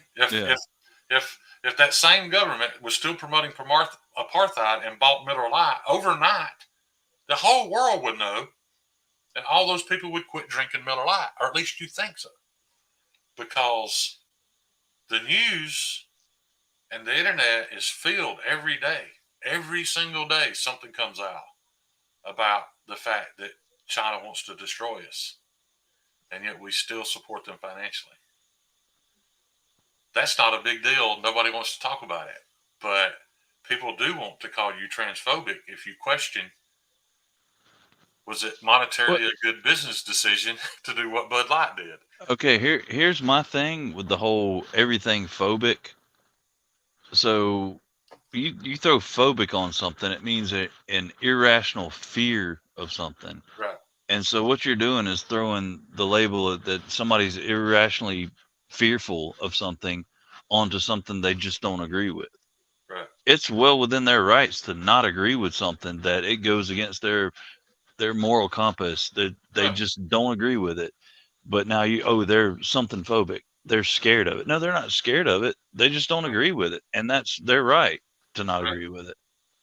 Yeah. And me, I'm like, I'm live and let live. Do what you want to do. Be yourself, be your best self, live your best life. I don't give a fuck. And be nice to people. But yeah, be nice to every damn body. But don't call, if somebody doesn't agree with what you're doing, don't say they're scared of it. They're not scared of it. They just don't agree with it. It doesn't jive with what they believe in. You're 100% right, John. And as much as I disagree with a lot of what people say, you and I both at some point in time raised our hand and agreed to bleed to death on a battlefield. Yeah. To protect everybody's right to say and believe exactly they want, up to the point of it affecting somebody else. If they're hurting somebody, no go. Right. As long as they're not hurting anybody else, believe and think and say what you want to say. Kid Rock wants to shoot half cases of Bud Light with an AR-15 and cuss Anheuser-Busch, or even if he wants to cuss gay people, he's got a right to do that. I may think he's an idiot for doing so, but he's got the right to do that. Do it, brother. Yeah, he wasted $15. Yeah. Well, that ain't counting the ammo. Probably wasted $30.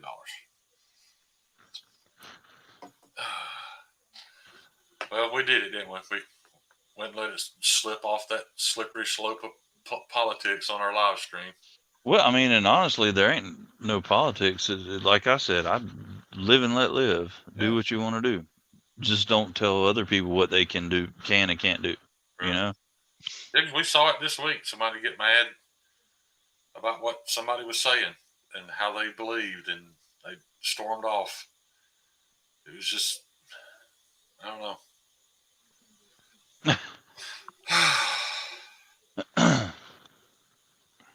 Oh, it may have been an MP5, Brandon. I didn't, in all honesty, I care so much about it, I didn't even go watch the video. I just heard about it. I assumed it was an AR, but whatever. Yeah. And saying that, I was a huge fan of the man's music, you know. But, and I don't hate him for feeling the way that he feels. He can feel however he wants. I don't care. Yeah, his first album was dope. I saw him in concert at Music Midtown in Atlanta back in '99, I think, on accident. I didn't even know he was playing. Funny story. So I went to the emergency room because I was greatly like hungover Just feeling rough. Just didn't feel good at all. Went to the emergency room.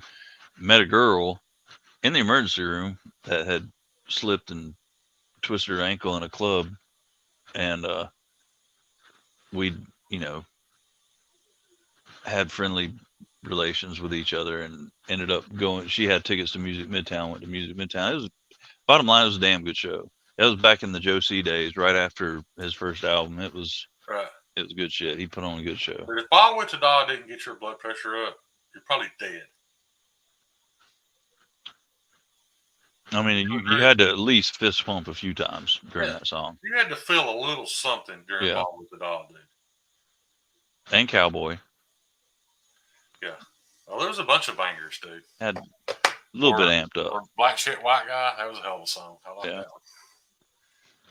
How many people we run off? 2. Too bad. Oh, there went 5 more. America and Easter.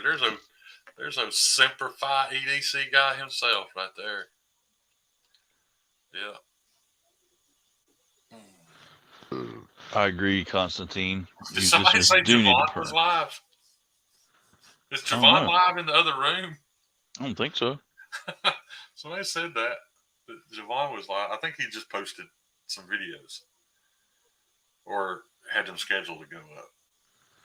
I kind of like a scheduling thing, dude, now that I learned how to do it. That way I can just knock out 2 or 3 when I feel good. Well, I'm telling you, and it doesn't matter what time it is. If you just post at the same time consistently, it helps you out. Does it really? Yeah. It's all about playing the algorithm. You got to play by their rules, but just consistency. Same. Oh, he's on with G-Ball right now. Oh, okay. Yeah. Good deal. Actually, there's a Kid Rock. Wait a minute. What's Terry saying? Kid Rock band on the radio when my wife has control of the music in the truck. I can get that. But dude, hey, how epic was that moment, dude? During, some of the greatest moments in our generation's music history happened at Woodstock '99. And who did it better than when Kid Rock walked out on that stage in 105-degree weather with a fur coat on, screaming, "My name is Kid." Dude, that was so epic, dude. I still go back. I watch that at least once a month. I watch that live version of him doing that song at Woodstock '99. And no, I'm not watching it for all the titties and the bouncing around in the crowd. You're not watching it to watch Fred Durst ruin the music industry. And Fred Durst was pioneer bullshit. Break Stuff is one of the greatest songs ever recorded. So it's a good song, maybe, but he's a bullshit artist. What you're doing, John? What? What am I doing? You know how big a Limp Bizkit fan I was. I mean, you're also a Hanson fan, but we're not going to talk about that. I'm not a Hanson fan. I mean, but you're a fan of Hanson because of what it gets you. I just said I can appreciate the fact that they're decent musicians.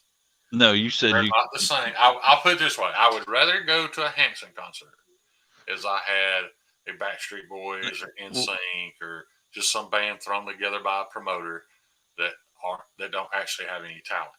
What you basically said was going to a Hanson concert is a pussycat magnet. Is basically what you said. Yeah. So you're a Hanson fan. Yeah. Do not. What's he saying? Why they get skipped? Why would you skip a Kid Rock song? I mean, later on, like the stuff he's done the past few years is not great. I can't believe so many people have left us to go hang out with G-Ball and Javon. Oh. That's all right. We'll just chat with the people that's here. Yeah, next Sunday during my live stream, I will officially be turning 52 that day. Oh my dear God, Lord, what? Yep, next Sunday's my birthday. Happy fucking birthday, Shane Shane. Yep, we're going to celebrate it right here. We're going to do it live, right? Oh, yeah. Damn, you know what? I wish I could be up there and we could do it live at one location. That would be the shit. Yeah, that it would. We might. Tina said he's just here for the giveaway. Well, I hope you win, Patina. Yeah, I hope you win.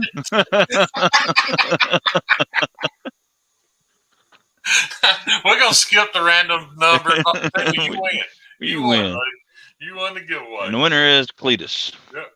Winner is Cletus. Just for saying that. Matter of fact, I've got your official giveaway knife right here, buddy. I will be shooting this to you in the mail. This is my next giveaway knife, and it now belongs to Cletus. You damn right. That's good shit. Yeah, we're gonna do it live, Vince. You want to join us?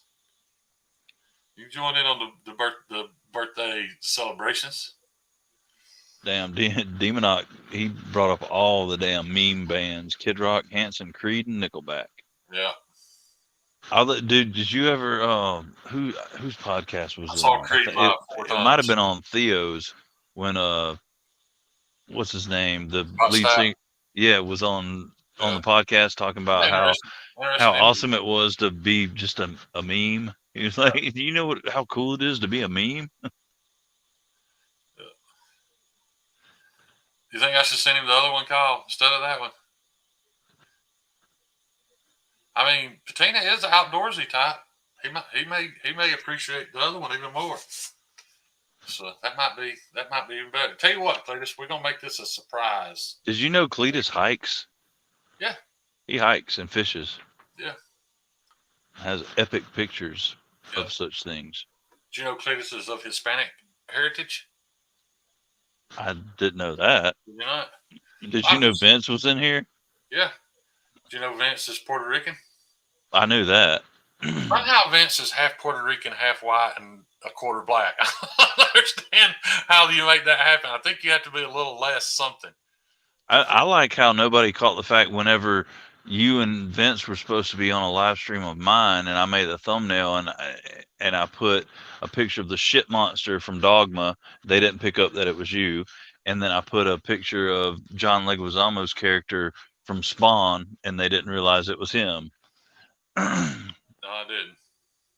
You're just way too artsy, dude. You went over our heads. No, I mean that's pretty obvious right there. Y'all should have caught that shit.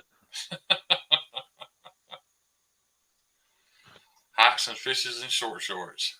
Damn right. No, Patina, you cannot do this KFS. And I fully expect a picture of this thing I send you. I fully expect a picture of you using it somewhere in the Sierras on one of your epic hikes. Or especially if you end up fly fishing. That would be even better. Yeah. That's all I want for my birthday.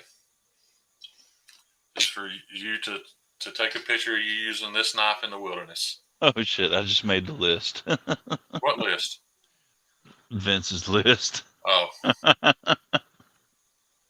John made the list.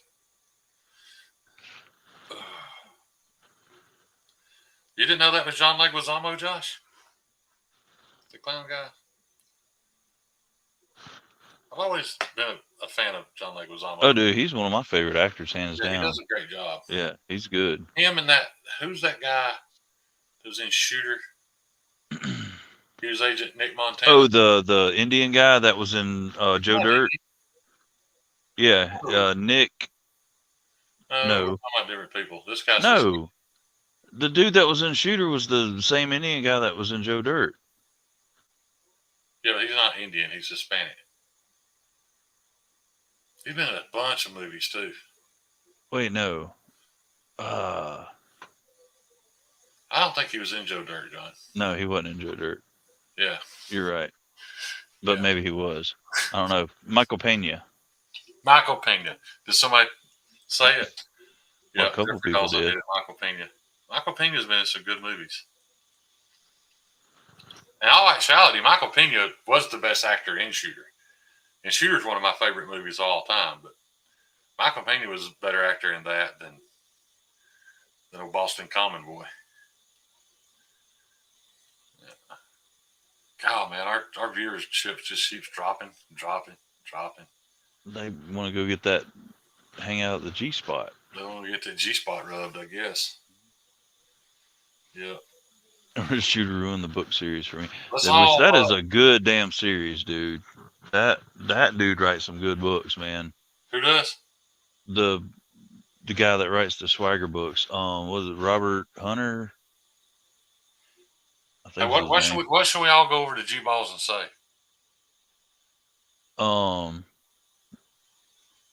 Lick that G spot. I don't know. No.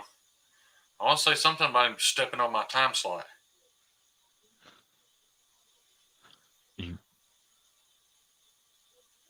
You putting that G spot on my time slot.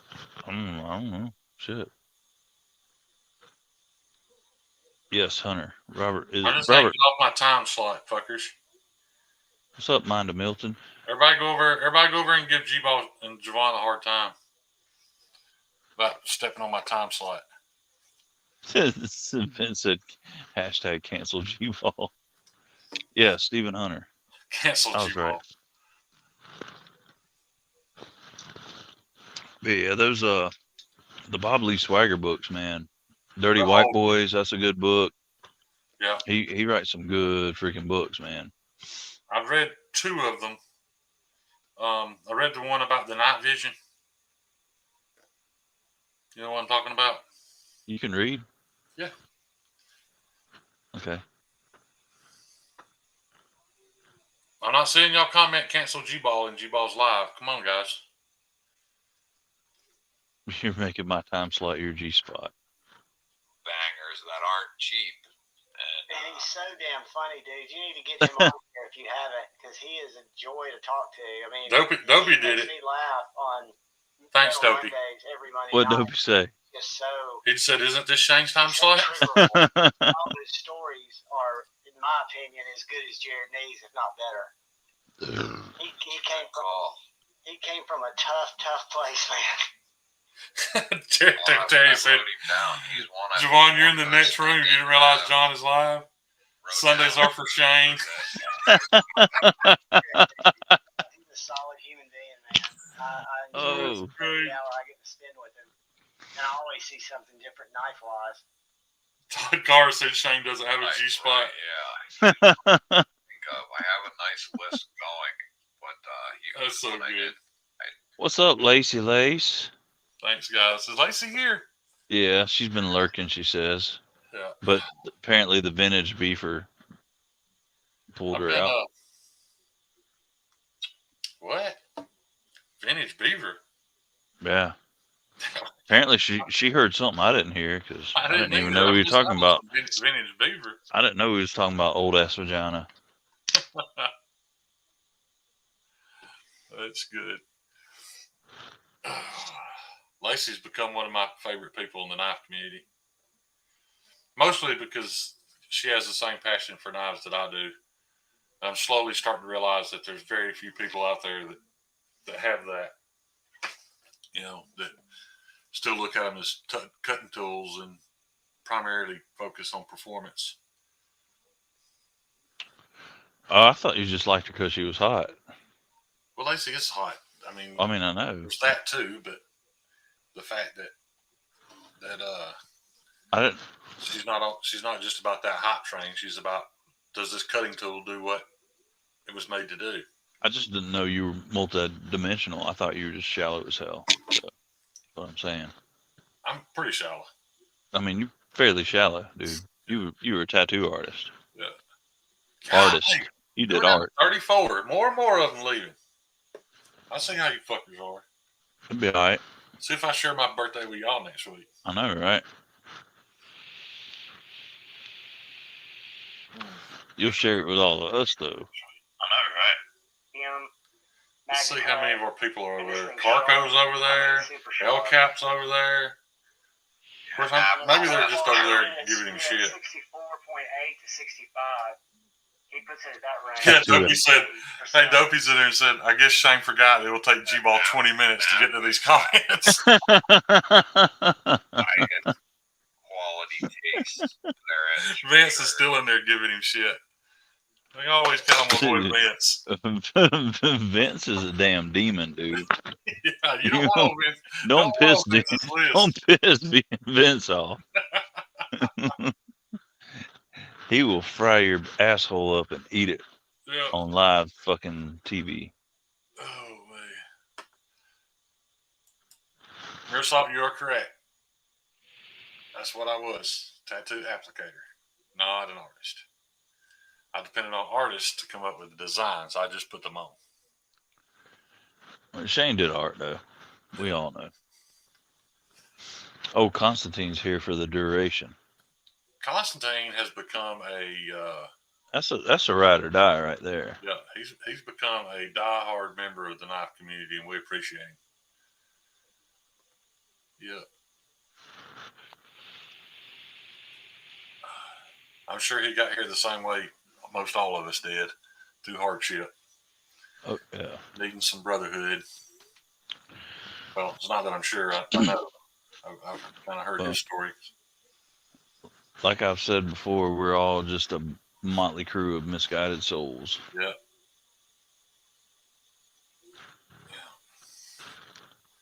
Lazy, you're right there.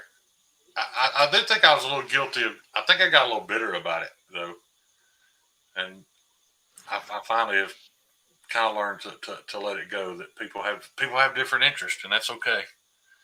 But I won't ever understand it. Yeah. Tactical Terry, you don't want me to tattoo you anymore, buddy. Since I've got this neuropathy in my hands, I don't have good control of my hands. It looked like one of them Bam Margera jackass tattoos. You ever seen Bill the Cat from Bloom County? That's what every tattoo of his looks like now. Who is that? You never read the comic strip Bloom County? And Bill the Cat? Google it. It's a cat with tattoos? It looks like Garfield on crack, basically. So it looks like Mattisfaction drew it. Yeah. 100%, dude. Who's Marty's? Who's Holly Tate? I don't recall seeing Holly Tate's name in here before. But What's welcome. up, Holly Tate? Holly Tate, I'm not taking my shirt off because you came in the room. This is kind of a tradition. For some reason, I get hot sitting in front of this computer. I end up taking my shirt off, so I hope you don't find it offensive. And he takes his shirt off.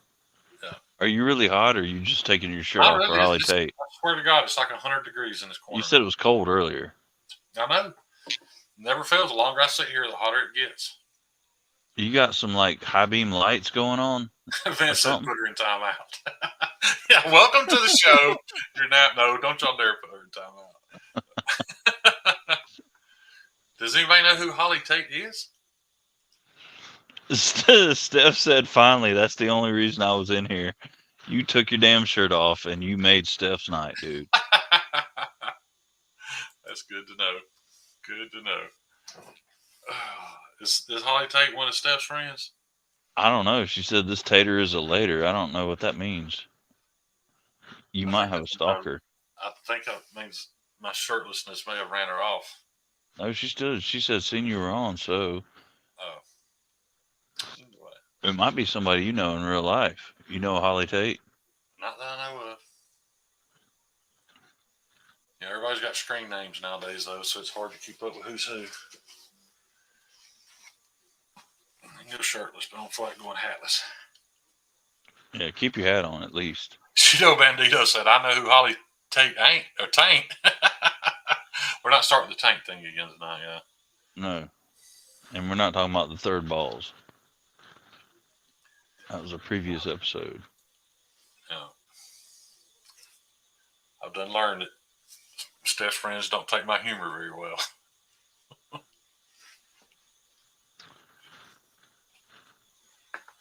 Brand new American. Sweet buttery nipples. Holly Tate says she joined about a month ago. Well, Holly, I appreciate that.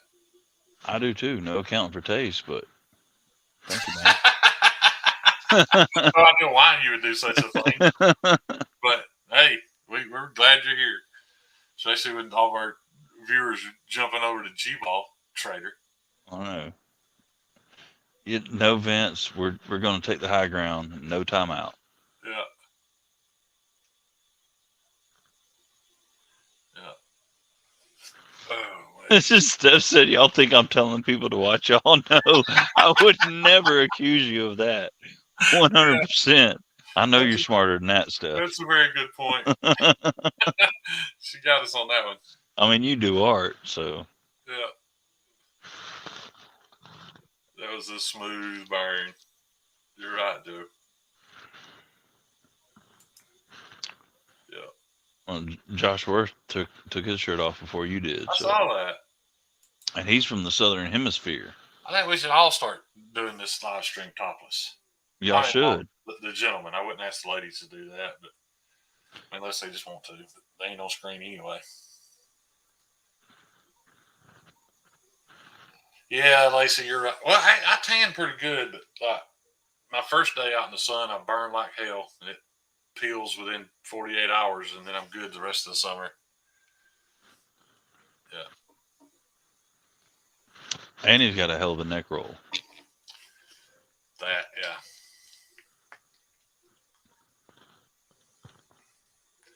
But I can't do no offshore fishing either. I have a confession to make. I love it. I love to fish. And I love deep sea fishing. But man, I get so sick. God, I get sick. It's just like I fish for 5 minutes and throw up for 10. Fish for 5 minutes, throw up for 10. So, yeah. Kind of makes me feel not very manly, in all honesty. I tried taking seasick medicine, and all the seasick medicine does is prevent me from throwing up, which is the only relief. So I actually feel sicker. So there's that. What? Seasick medicine? Yeah. I tried it the last time I went offshore fishing, and I didn't throw up, but I felt even sicker. So I wanted to throw up and couldn't. So I was just as sick. I just couldn't throw up. It's odd as shit. It's supposed to make you like sleepy too. Make you sleepy? Probably. Were you too tired to throw up and got pissed off about it, or? I don't know. It's just like it wouldn't happen. So just super, super nauseous, but couldn't make myself throw up. Yeah. Probably shouldn't take that again. Just I see all the good people have wandered back over here. I appreciate that, guys. we're back to 49. What the Yeah, F? kind of hurt my feelings there for a minute, but I did ask everybody to go over there and give them shit. Yeah, dude. Y'all made his nipples go soft there for a little bit. And now G-Ball's in my chat. Oh no, you got a live to do, G-Ball. Go on back over there where you belong. Go do your thing, dog. Yeah, go do your thing. Yeah, now Javon's in here running his yap. I'll say this about this whole Eli fight thing. I will lower my morals and ethics and fight a 9-year-old. He's gonna whip your ass, dude. You guys can root for him all you want. All I ask is y'all let me bet on it. As long as I can wager on this fight. You can wager all you want, but he's gonna whip your ass. Yeah. He's the son of Dick and Balls. You know that, right? Yeah. He has no idea where I've been. But you'll find out. He ain't never had IV antibiotics before. He's going to regret fucking with me. Patina talking about if you fish from a yacht like me, you don't rock as much. What? You fancy bastard. Lacey says she got a fix right here. Electrode bracelets will stop seasick better than anything. I used to get seasick like crazy. So on the boat, I got my sea legs, and I'm good now. Got them sea legs. I was going to make a joke about that. Stop. Just stop. Don't say another fucking word. Yeah, I forget. I'm not in a bar. I don't need to respond to that. No, you don't. It was all good in case you were wondering though,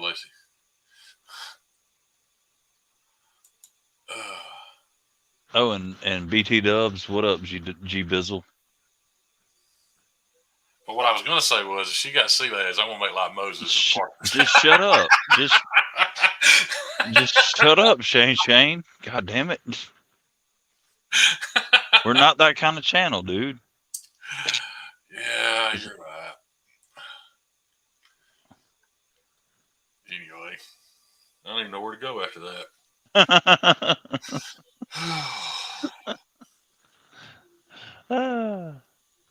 So is there anything? The sexually explicit portion of this show was brought to you by Lacy Lace. Yeah. Hit up Lacy Lace for all your diamond strapping emulsion needs. When you say emulsion like that, dude, it sounds kind of dirty. Does it? It does a little bit. I am gonna do my my members giveaway next week's my birthday, so it won't be that live. The live after that, I'm gonna do my members giveaway, and the giveaway this month is going to be for a bottle of Lacy Lace's diamond emulsion, and hopefully a strop if she hasn't made yet. So that's what we're looking at. And instead of just purchasing it and then having to wait on me to ship it out, what I'm going to do is I'm just going to pay Lacy for them. That way you can pick what micron emulsion you want. That way you can get one you don't already have or whatever. Does it come with a sea legs photo? Oh, no. I'm not sure about that. G-Ball, don't you be mean to my buddy Vince. I mean, Vince is special, but he's our special. Yeah. Vince got a good idea. I wonder if I could get an affiliate link with Adam and Eve. I mean, why would you? What? That'd be cool, man. I mean, it'd be cool as shit, but why would they want you to pimp their products? What are you saying? You're supposed to be a knife channel. What's that got to do with sex toys? How much have we talked about knives on these live streams? I mean, we don't, but I mean, you do other videos. Yeah. Well, I'm just waiting for your pocket pussy unboxing. I think we can make it happen. I mean, you probably could. Lacey says she's going to ask them on IG. I'm all about it. I will unbox them. Everything short of usage videos. For enough money, I'll do usage videos. I don't care. Yeah, there's more nudity on my channel than there is on the Adam and Eve catalog nowadays. God, do you remember getting the Fredericks Hollywood catalog when you was a kid? Yeah, it was one step above the Sears Roebuck. Well, they always had a couple of pages back there towards the back of the bras that didn't cover the nipple. The see-through shit. No, they weren't see-through. They just came up like to the bottom of the nipple. The natural bras. She could actually see some nipple back there in the last. Ain't nothing natural about that. Nipples are completely natural. I mean, they are, but showing them in a catalog ain't quite natural. It's like low-key porn.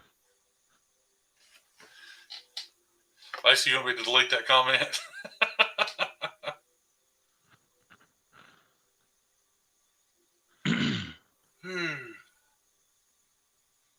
I remember the sticky pages in the JC Penney catalogs. I'm sure you do, Kyle. You made them sticky, Kyle. Yeah.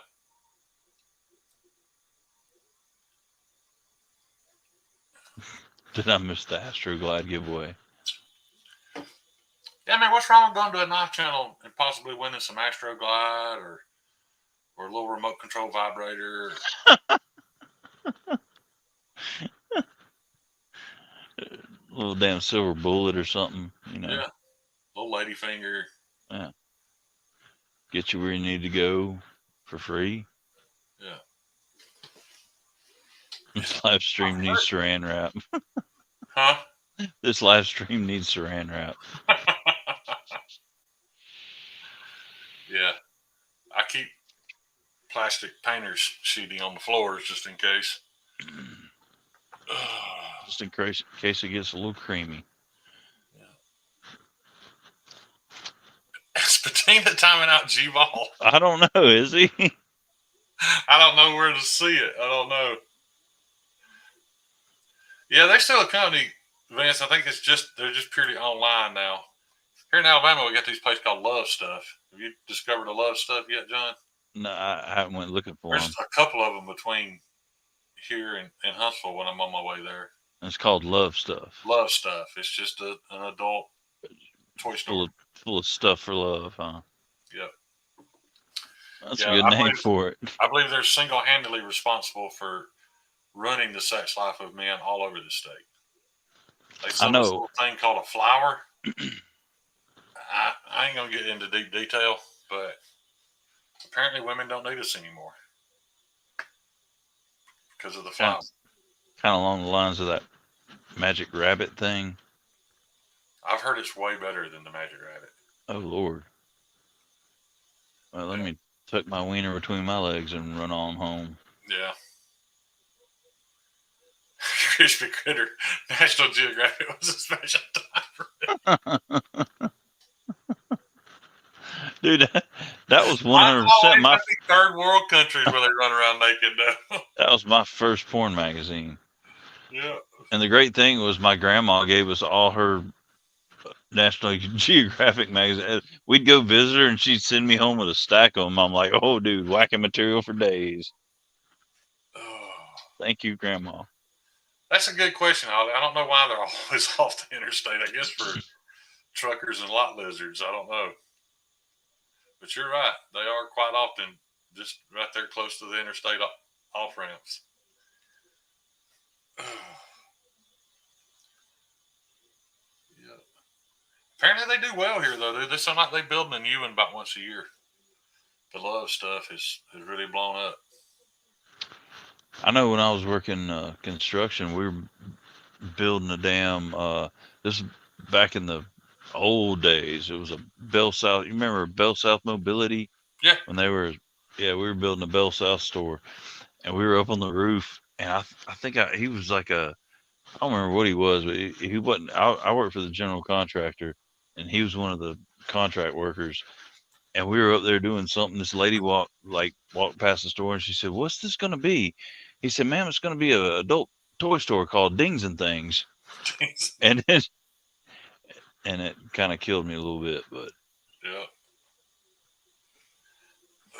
You old as fuck, Vince. What's up, CPM?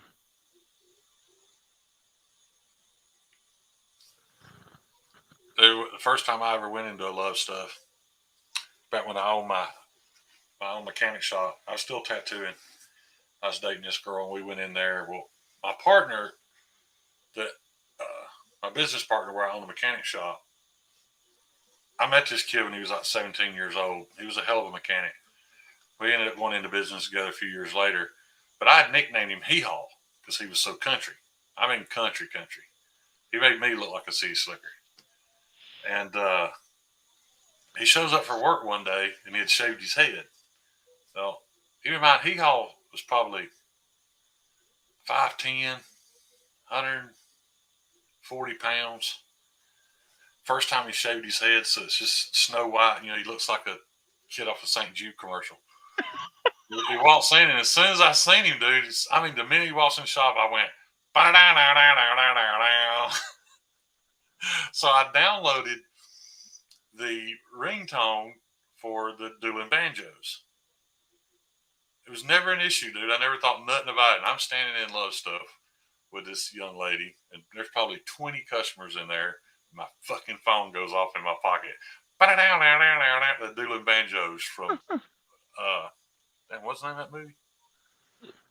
Deliverance. Yeah, from Deliverance starts playing. Now I'm fumbling it, can't get it out of my pocket to make it stop. By the time I get it out of my pocket, he's hung up. I drop it back in my pocket, and he fucking calls right back. It started all over again. Everybody in there stared at me for playing the Deliverance song inside the Love Stuff. So basically, that's how I knew she was a keeper, though, dude. She She wasn't embarrassed at all. It didn't bother her in the least.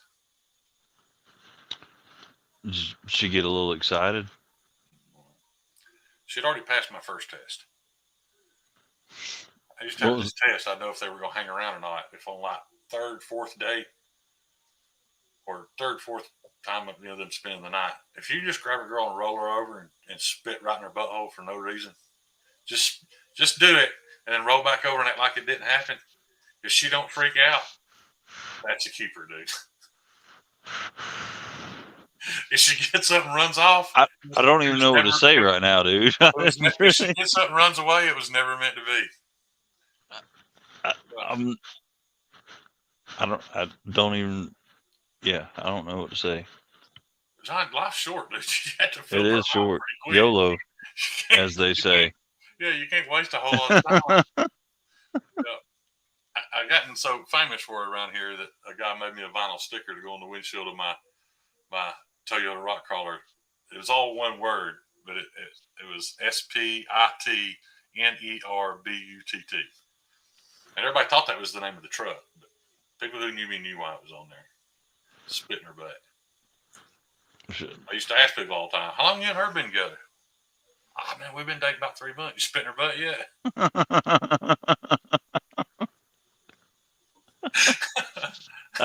Dude, you can alleviate a lot of women from wasting your time if you use the spit in her butt technique. Well, funny story. I made a embarrassing joke out loud at a mutual friend of ours, just because I'm that type of person. Yeah. And it was along the lines of spit in your butt. Yeah. Vince, what are you posting a link to? There's not a possibility people in here don't know the song we're talking about, do they? I don't think so. Surely everybody knows. I know Crispy would. Crispy's old enough to know. How old's Crispy? He's hinted about his age. I think he's just a little older than me. He's never come out and said it, but he's referred to historical things that makes me think he's maybe in his mid to late 50s. I feel like Crispy is an Army engineer or former Army engineer. You think so? Yeah. Why do you think that?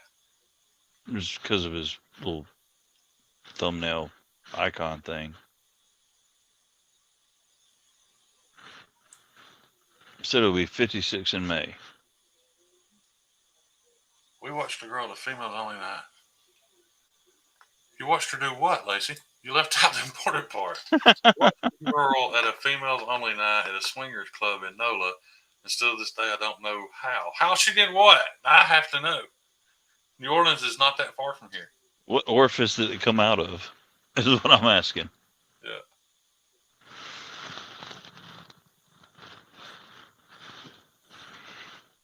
You know what's weird is that most people don't even know what Deliverance is about. They never watched the whole movie to even understand what it was about.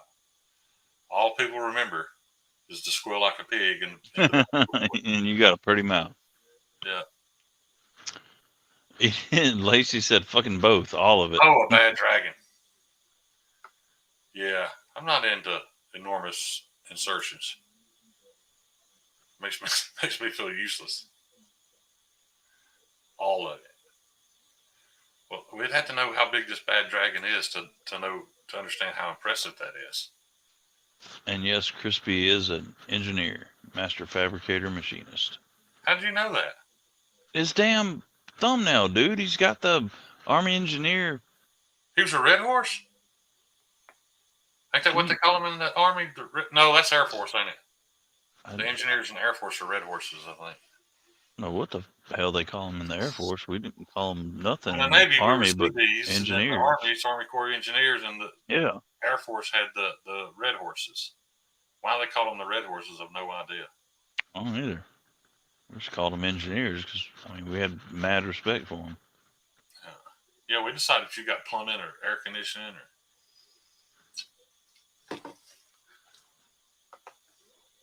Well, I can't say CB's have never lost a foot of ground. And they made a lot of sidewalks too. Yeah. Every piece of property we ever defended, we held. Supported 10th Mountain. Hell yeah.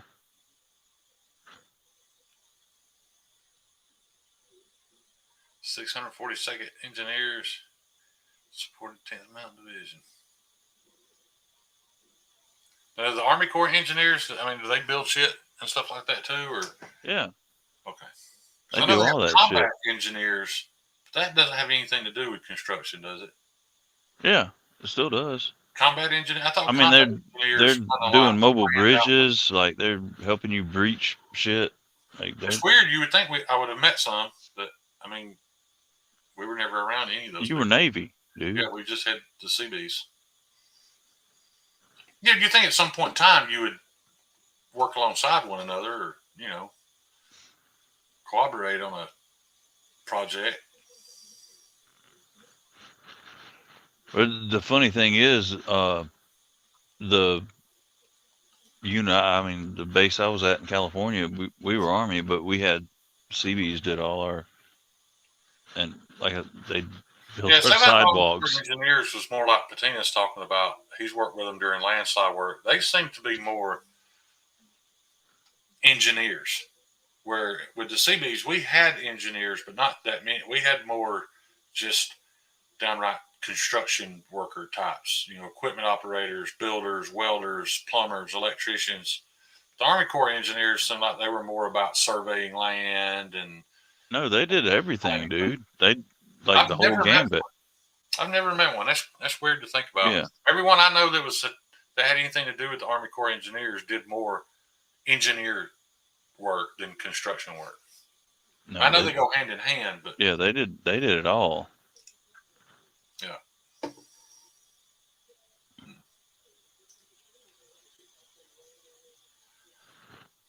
I don't even want to know what Kyle Coonley's talking about. I don't either, but I kind of do. Marines have engineers too. Do they actually build shit, Vince, or is it more engineered logistics type stuff? I mean, Mark 19's a weapon.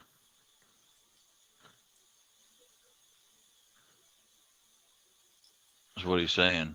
They just blow shit up with the Mark 19. Oh yeah. I didn't catch on to that. that's how the Marines flatten land with the Mark 19. They just fuck shit up. Yeah. Yeah, you got me on that one, Vince. We didn't have any of that fancy. All we got was the Marines' old hand-me-down shit. Literally everything the CB's got, especially no. Wait a second. The Marines get the Navy's hand-me-down shit. No, not the CBs. Y'all get the Navy's. Y'all get the Navy. We still had 16A1s. We're talking about fucking Vietnam era M16s. But dude, we had the same shit when I was in basic training. We had Vietnam era M16s. Yeah, that was what you coded around in basic training. That's not what you were actually issued to use. You probably had A2s that had burst fire. No, fuck no. None of that stuff. No. We were still toting M6. We had the little triangle foregrips, dude. Yeah. We had all of that. Our uniforms were old Marine uniforms from Korean War, just solid green. They got camos. They got camo BDUs right when I got out. Yeah. But Vince is right. The Marines get garbage too. I've never understood it. Why they're so poorly equipped. Tina, you said in a very professional way what I was trying to say. That's most Army Corps engineer guys I've met. Stuff like that. I've never seen any building temporary barracks in Iraq or. Vince said they were using prick 77s in Iraq. Javon, go your ass back over to G-Balls where you belong. Go on back over there now.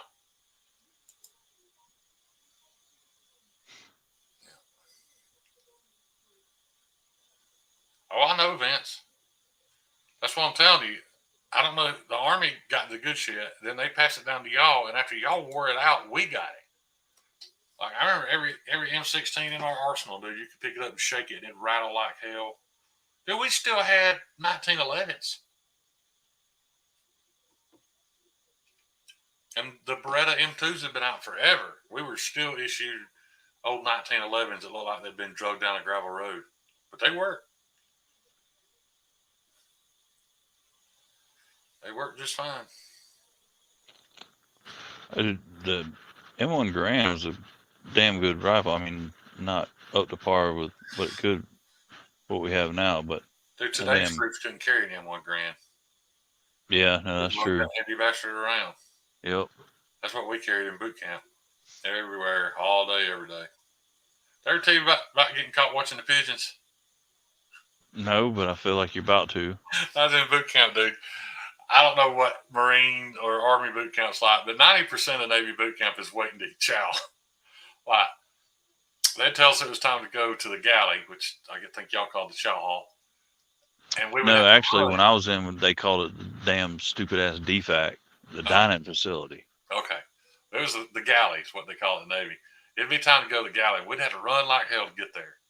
You get there, dude, and there's 5,000 people standing outside of this, what looks like a high school lunchroom. So you stand in line for an hour and a half to 2 hours for every meal. And you're expected to stand there at attention. Every now and then, they'd come by and put you in parade rest just to put you back in attention a few minutes later. So I'm bored out of my mind, dude. I mean, you're doing this 3 times a day, dude. It's literally 6 hours of your day. Every day you spend standing in the San Diego sun waiting to eat. And because there's food there, there's this flock of pigeons. There's thousands of them. And they would fly from one spot on what we called the grinder, but most people would probably call it a parking lot. They would fly from one area to another in big groups, just flying back and forth. Well, there's nothing else going on other than the jet airplanes flying over because you're right at the end of the San Diego airport. So anyway, I get caught watching the pigeons.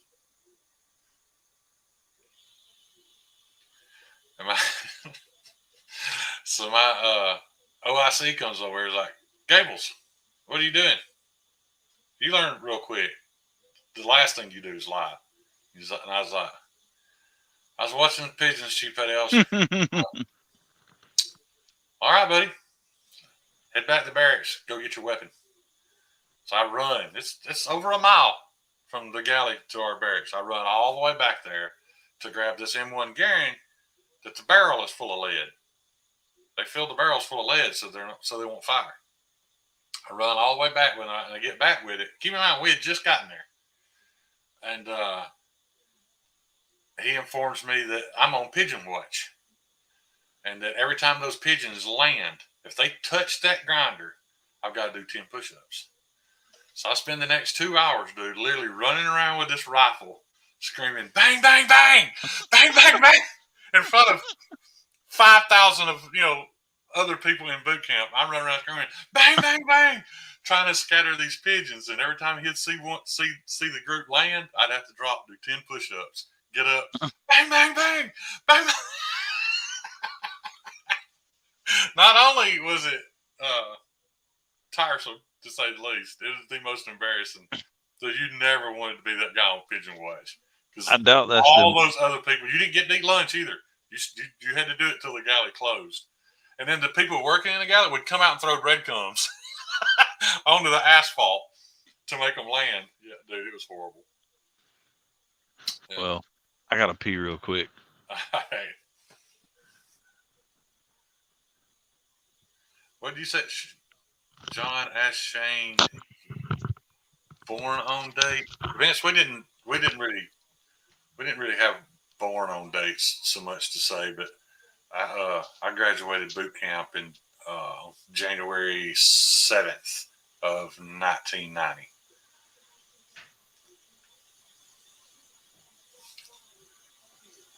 Shane was in Iwo Jima. I had lots of embarrassing. Everybody has embarrassing stories from boot camp because everybody fucks up in boot camp. They make sure there's no way possible you're going to get through boot camp without fucking up. I was the damn sheet crease fairy one day too. That was embarrassing. For those of you who don't know what the sheet crease fairy is, when you make your bump in boot camp, if you put your top sheet on upside down, which is very, very easy to do, when you fold the sheet and your wool blanket back, it leaves the crease of the sheet sticking up. So what your chief petty officer runs your little unit will do is he will walk by with his fingernail and see if he can catch it. If you've made your bed right, he will not. If you've got that sheet upside down, it'll catch that sheet crease. And as soon as he catches it, he rips all your shit off your bed and throws it on the floor, and then makes you become the sheet crease fairy. You don't get to use your rifle this time. This time you have to take your top sheet off out of the floor where you just threw it. You tie it around your face, got a little knot here, so it's like a cape hanging off your back. And you run through all the barracks. And when I say all the barracks, you're talking about 14 buildings down this straight row, and each building has 3 stories, and each story is a football field long. That's how big each of these barrack sections are. So you got to tie your sheet onto your face and nothing but your underwear and your socks, and run through all 14 buildings, all 3 floors, screaming, "I'm the sheet crease fairy. I'm the sheet crease fairy. I'm the sheet crease fairy." I know what you guys are thinking. You're thinking, what a waste of taxpayer dollars to have people doing this. But they did this to you because the best way to teach a young man not to make a mistake again is to embarrass the shit out of him. So that's what they did. Yeah.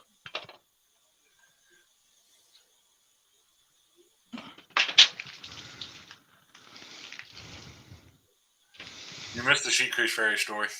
No, I'm not telling it again. I missed the what? The sheet crease fairy story. I don't think I want to hear that. You probably don't. It's just another embarrassing time I got in trouble in boot camp. Yeah.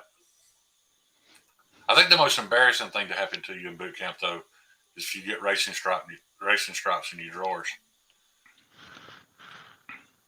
Yeah, because then they make sure that they show everybody you got racing stripes in your drawers. That never happened to me, but I've seen it happen to several people. They make you walk around with them, holding them up, showing everybody you don't know how to wipe your ass. Were they big on embarrassing y'all in boot camp when you was in? Oh yeah. That was their favorite thing to do. Yeah. Did y'all have the colored curbs? No, I don't know nothing about no. Boot camp in San Diego, all the curbs are painted, and depending on the color of that curb, that decided at what pace you were to be at when you were in the road between those curbs. So if both curbs were painted white, they were always the same on each side. If they were painted white, then you could just standard walk, whether you were in formation in the street or if you were alone on the sidewalk going somewhere. If the curb was white, you could walk. If the curb was yellow, you had to double time, which is just a fast walk. But if the curb was red, you had to break into a run, and you had to continue to run until the curb was no longer red. Well, I'm going to say this. Vince is under the impression by your stories that you're 76 years old. I'm 52, Vince. I turn 52 next week. Next Sunday's my birthday. But he went through boot camp back during the Vietnam era. No, I didn't. You kind of did. Yeah. I went to boot camp in 1989. Yeah, see, I didn't go till 94, so I was 5 years after you. Yeah. We didn't have no painted curbs and. Did y'all have chits? No. A chit is this piece of paper. It was like your identification, but it was just handwritten on a little white piece of paper, or kind of like cardboard. They had your name, your unit number, and who your unit OIC was, and you kept it in your pocket. It was part of your uniform. If you were ever caught without it, that was your ass, dude. You never went anywhere without that chit. The reason you had that chit in your pocket is, let's say you had to go to medical to get a test done, or admin for some paperwork or whatever, and they sent you, let's say halfway there, you're walking down the sidewalk and you're following the color system, but your shirt has come untucked in the back. Anybody, it didn't have to be an officer, dude. It could be an E4, would see you, and they would see that your uniform wasn't squared away because you've been walking for a mile and a half. They would come up and take your chit out of your pocket. And when they took that chit, you knew you were fucked. You'd continue on about your day, and at the end of the day, when it was time for everybody to relax and write letters home and stuff like that, your OIC would come in and announce that your chit had been pulled, and you had to go to marching party to get it back. And marching party was just where you got in this huge parking lot that we call a grinder. I have no idea why I call it a grinder, but you would go out in this huge parking lot, and there was always 15, 20 of you whose chits had got pulled that day, and they would mash you for 3 hours. It's 3 hours of calisthenics and being screamed and cussed at, and at the end of it, you got your chit back. If you half-assed it, you didn't get your chit back. You had to come back the next night. I only got mashed one time. That was enough for me. Thought I was going to die. Yeah, you went to boot camp in like '69. Constantine, I did basic training and jump school at Fort Benning, Georgia, in Columbus. Sand Hill.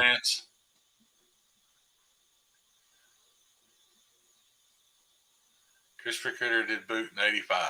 I knew he was a little bit older than me.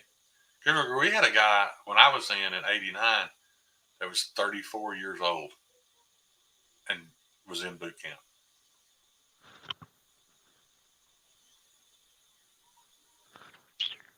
Yeah. Well, John, the Rangers have got there's a National Guard airport here in town, and they've got an advanced jump school here, dude. You can see them all the time.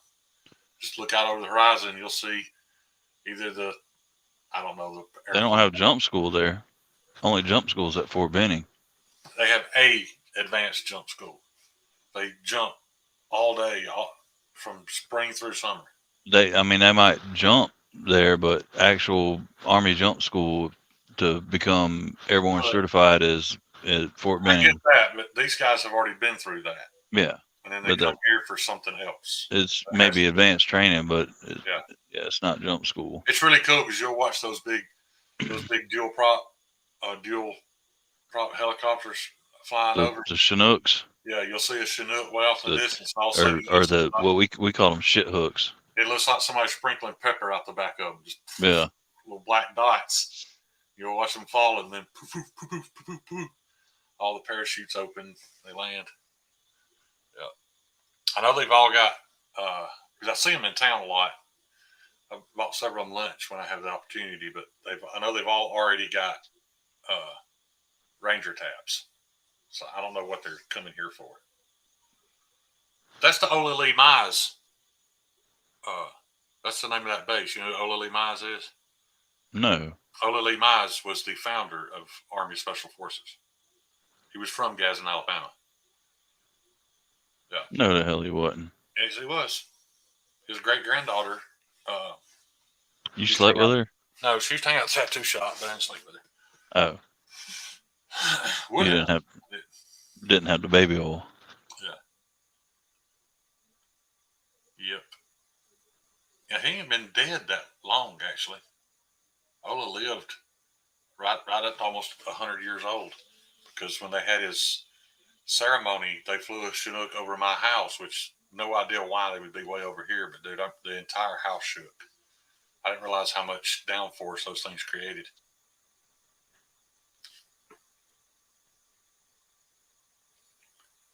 Yeah. Yeah, you look that up. You've been an Army guy. You should know who Ola Lee Mize is.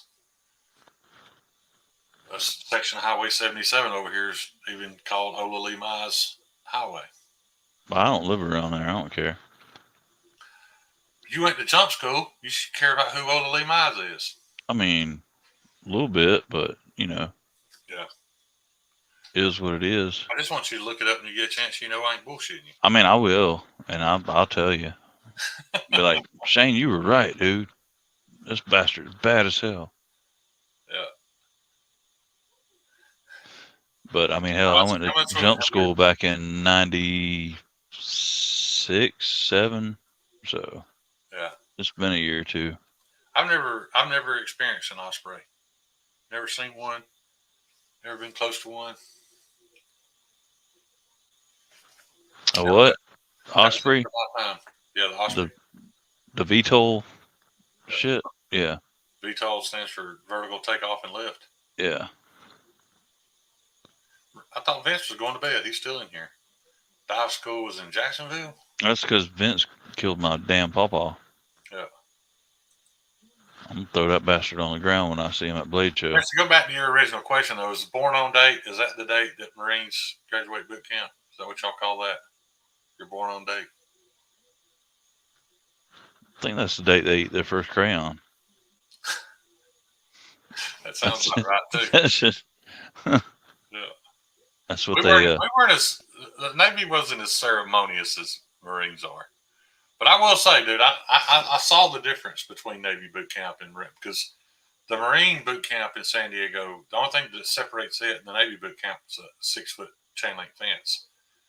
And when we were in our barracks at night, our barracks was like 6 feet from that fence. And on the other side of that fence was this sandy, almost like desert looking track. It was a 1.5 mile track. And I remember I'd be laying in my bed, like writing home to my mom, telling her how bad my life sucked and how much I hated boot camp. Meanwhile, the Marines are out there firemen carrying each other around that fucking 1.5 mile long track. And they would disappear into the darkness. Like, you know, they were still doing it when it got dark. You know, and I've been laying around taking it easy for over an hour. I know the only thing special we got was infantry. We got when I was born. I thought that was some fancy Marine bullshit for when you became a Marine. Well, I did it again, didn't I? That was 1947, Vince, when he was born. But no, infantry, we just got stupid shit. Like, we got blood rank. Whenever we ranked up, they'd put our damn rank on our collar and then pound it in. And then when in basic training, whenever we earned our infantry cord, they'd whip the shit out of us with it. Yeah.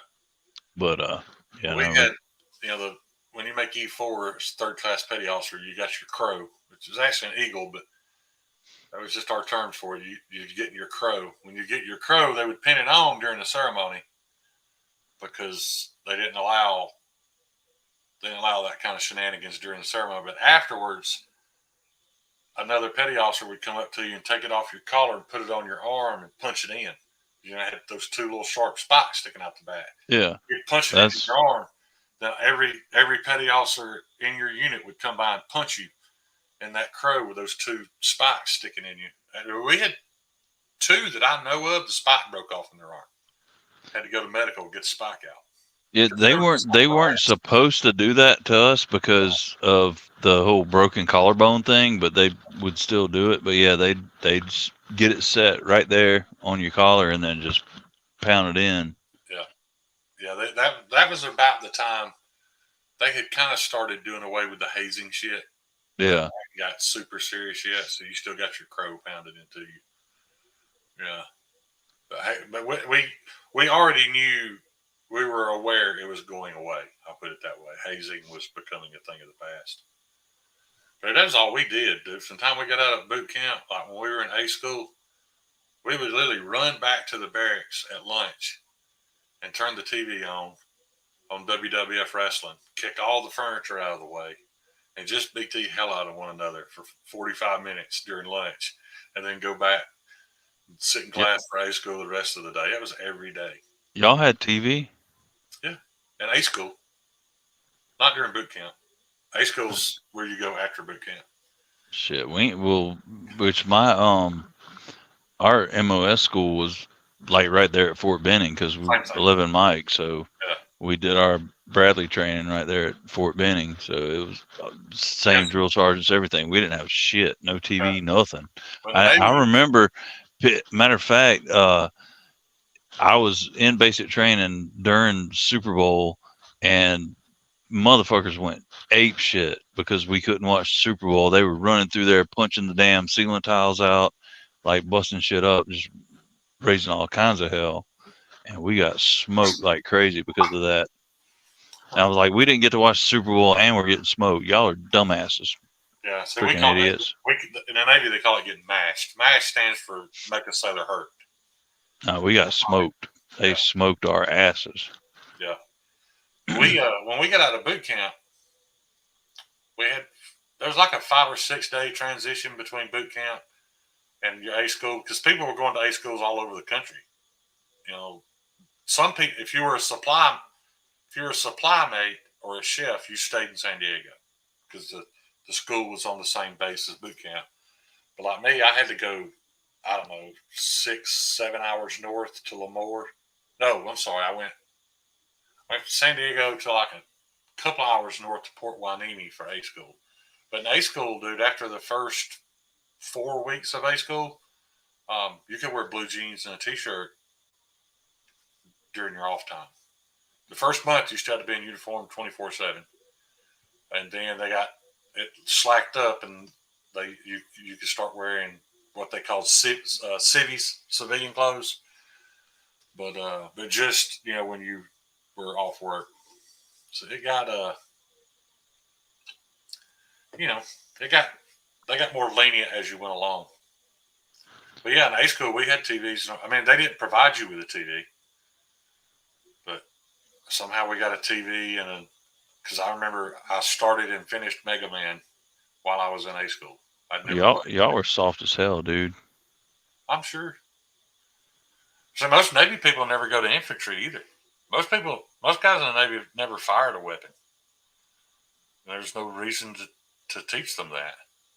But in the Seabees, you did. You had to go to firearms training, tactics, map reading, that type of shit. Take care, Holly Tate, Chicky Monkey. See you, Miss Holly. Yeah. Let us know how many sheep you get up to.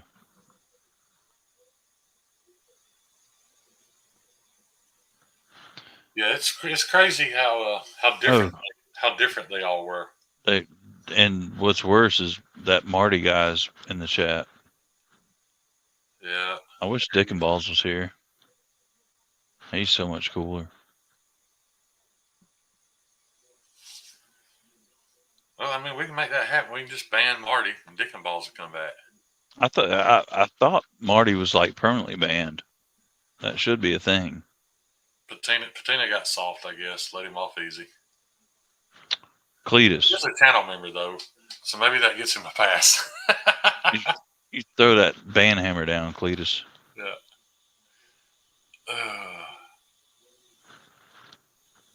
No, Constantine, you're right. None of them are like they used to be, dude. I was just watching a thing on it recently. The Navy boot camp guys now never go outside. They've got like what looks like an NFL training facility that they go to boot camp in.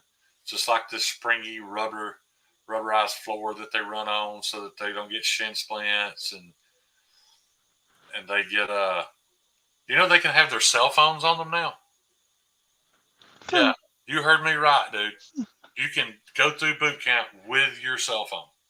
Now, granted, you can't just open and look at it whenever you want, but yeah, they don't even take your cell phone from you anymore. Dude, they got stress cards now too. If the drills put you under enough stress, you can raise your stress card, and they got this, and you get a break. You can go to and take a break. Yeah, all that has nothing to do with taking care of those guys.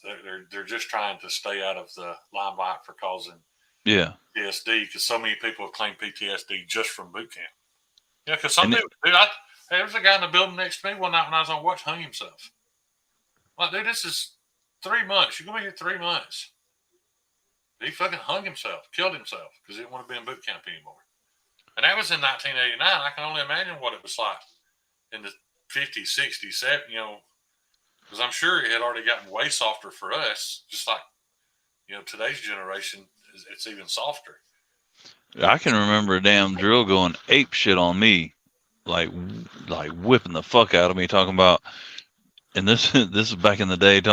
He said Bill Clinton says we can't touch y'all motherfuckers, but you know what? Bill Clinton ain't here. Yeah. And just went to wailing with that his Smokey Bear hat, fucking pegging me in the right between the eyes, just punching the shit out of me.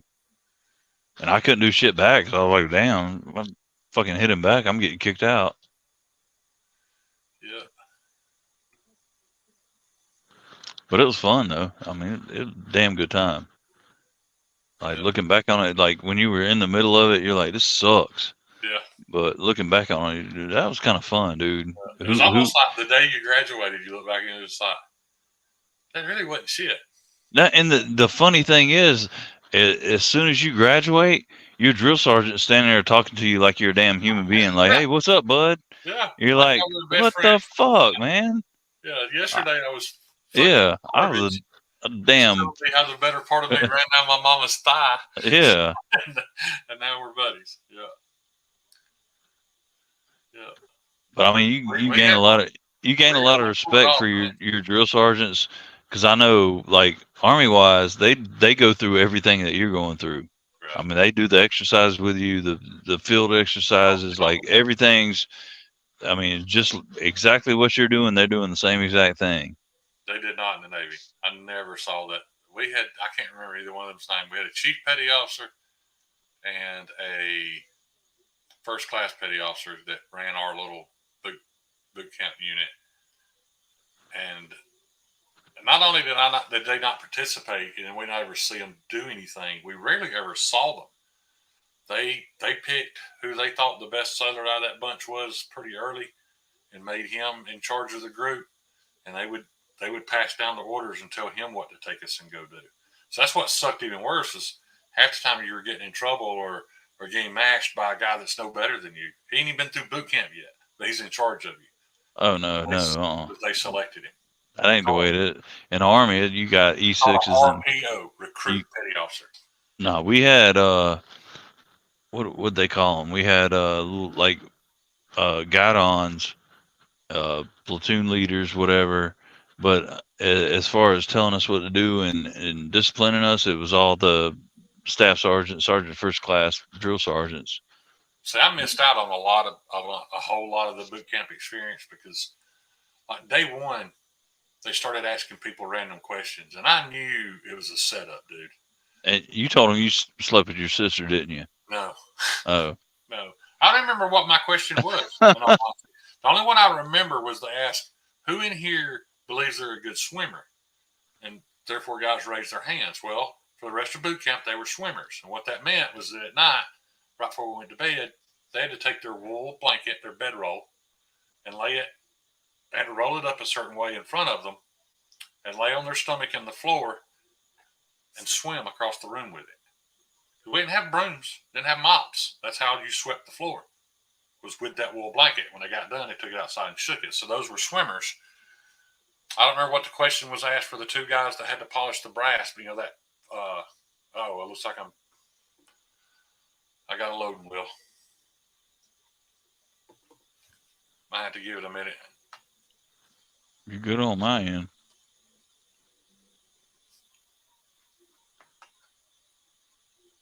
Kind of froze there for a second right now, but then you moved.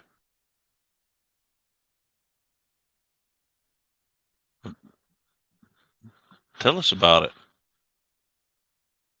What happened back in the day when you were in the Navy, basic training? I bet. They touch you in a weird place? No, but I remember these two guys that, they had a fire plug right outside the door, this big, huge brass fire plug to hook the fire hoses to. And there was two guys. It was their job every day with a little piece of brasso.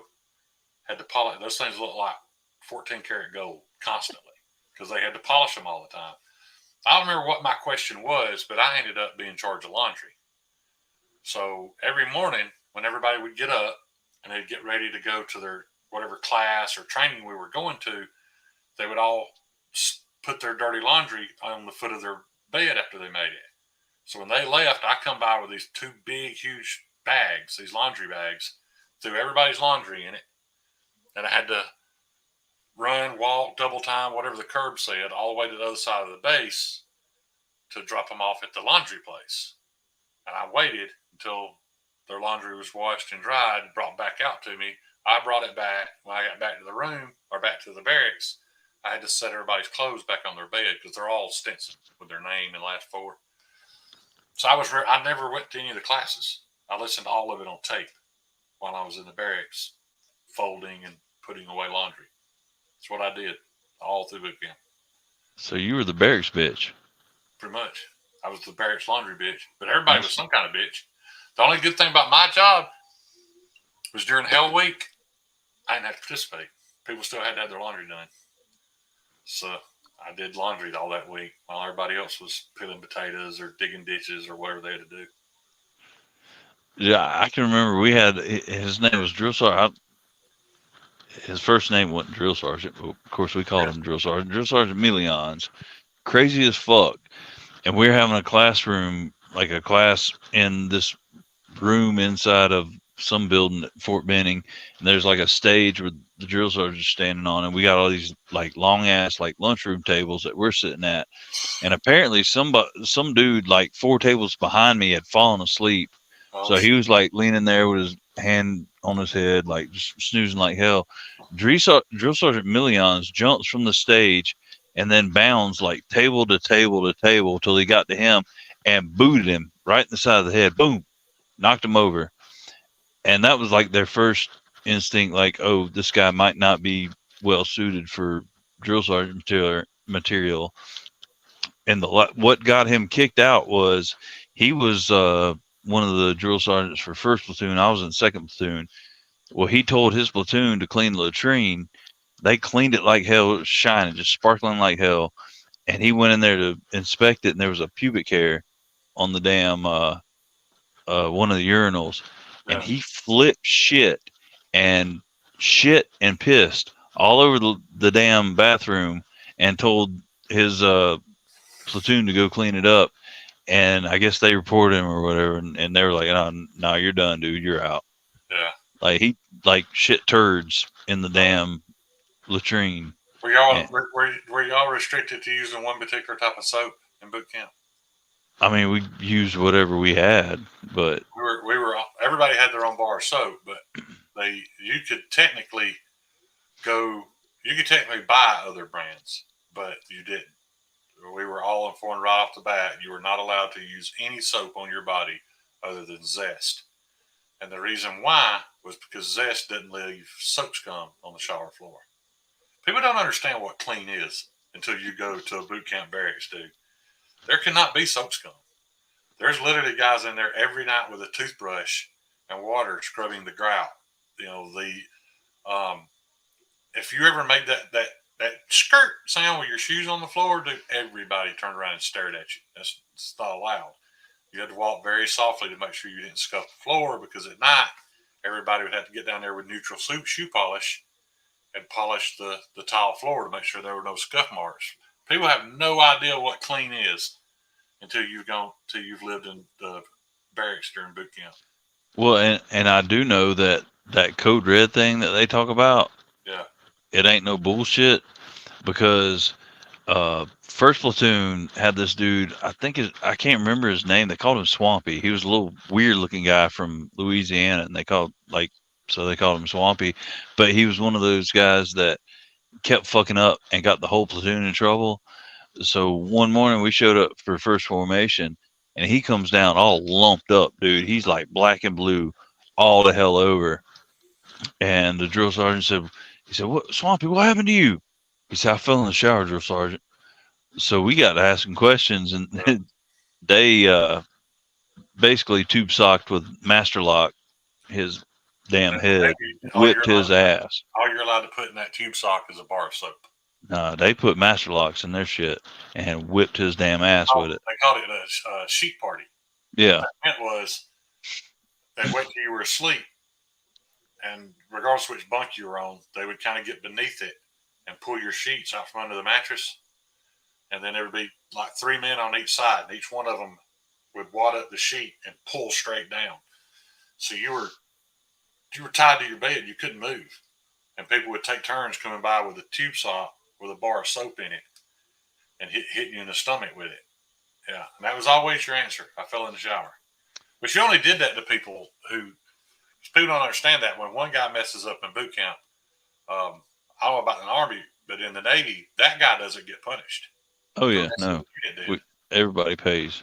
Yeah, I mean, like people sneaking snacks. That's the truth, dude. They make them sit there and eat potato chips one at a time while everybody else is watching him eat potato chips, doing push-ups. And getting smoked like hell. Mm-hmm.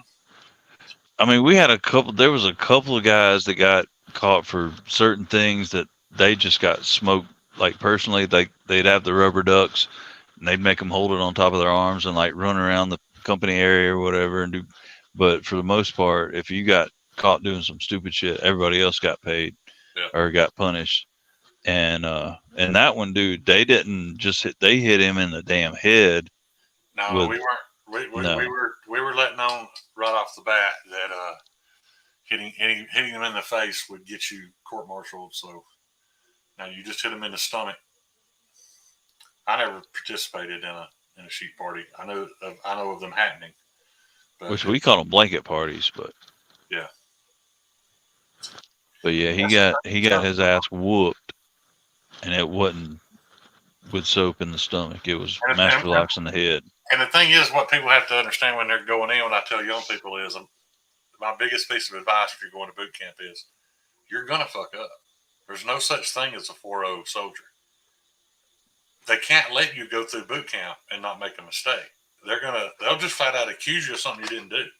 You're gonna get mashed or whatever, smoked, because they won't allow somebody to be perfect. Everybody has to be punished for something. So they're towards the end, dude, they just make shit up. Oh yeah.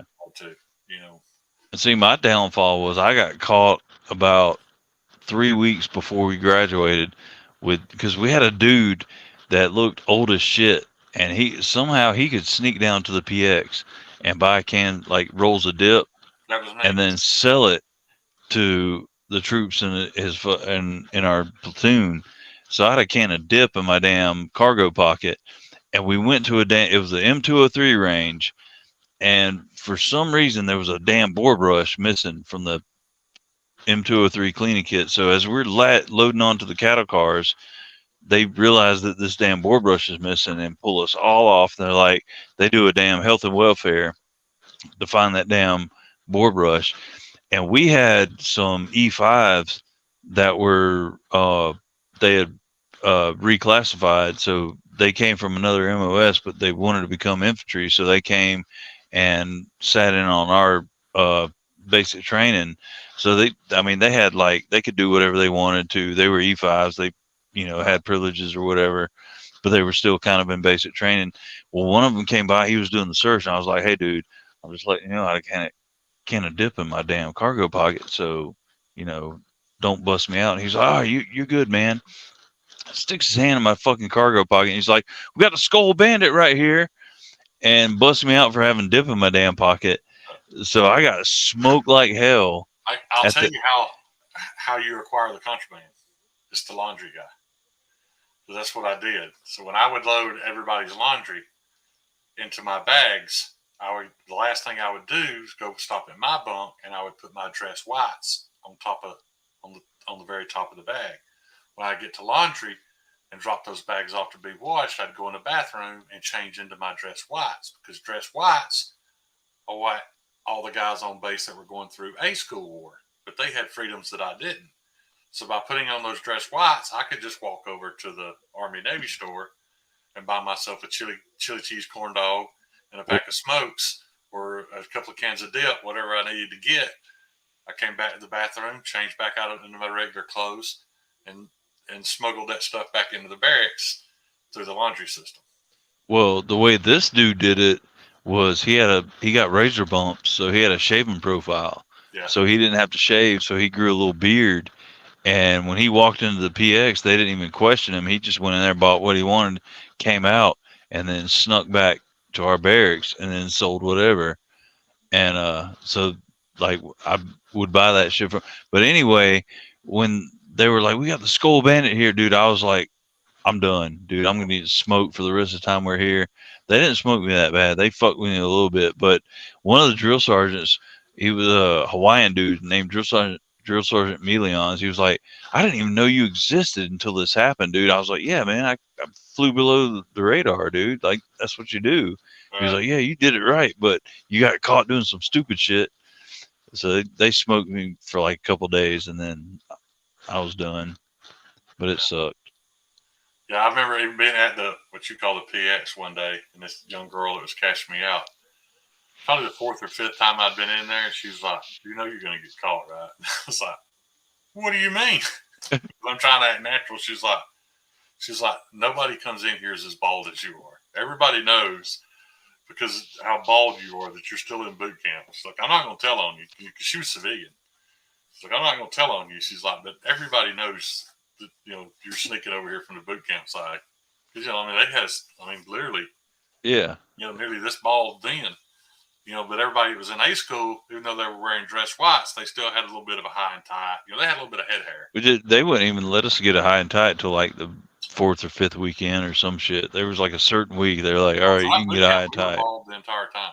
You weren't allowed to have hair at all throughout boot camp. And that's what gave me away. But luckily, nobody ever caught me. So, which we had a dude, I can't remember his name. We called him Molehead because he had these huge moles on his head. Like they were big as fuck, dude. Yeah. They're like huge, and they got those clippers with like the built-in guards, so it's like as close as they can get without like cutting your skin. And I can remember the dude cutting his head, and he hit that shit, and he's like, "Dude, you should have told me you had that shit." And they were big as hell, dude. And I remember one of the dudes we were in basic with, he like wadded up toilet paper and like got it wet and stuck it all over his head, and he was like, I'm a head, and he like walked around, dude. We were laughing like hell, man. Those were the days, man, for sure. Oh, they were good. They were fun. John, it sucked, but it was fun. I'm fitting to call it. What you gonna call? I'm getting pretty tired, dude. I gotta get up, do some shit in the morning. It's already midnight. Oh, man up, you girly man. Yeah. G-Ball's still going. We lost the chat an hour ago anyway, talking about boot camp. But they've done a good job of entertaining themselves. Well, all right, then. I reckon we're going to leave. All right. Well, John, you guys know I appreciate any amount of time y'all spend with me. I'm looking forward to y'all hanging out with me for my birthday next week. So, yeah, peace, love y'all. John, what you got? Get on out there and EDC your asses off, and I love all you motherfuckers. You're cool as shit. You're weird, but you're cool. We love you. Y'all.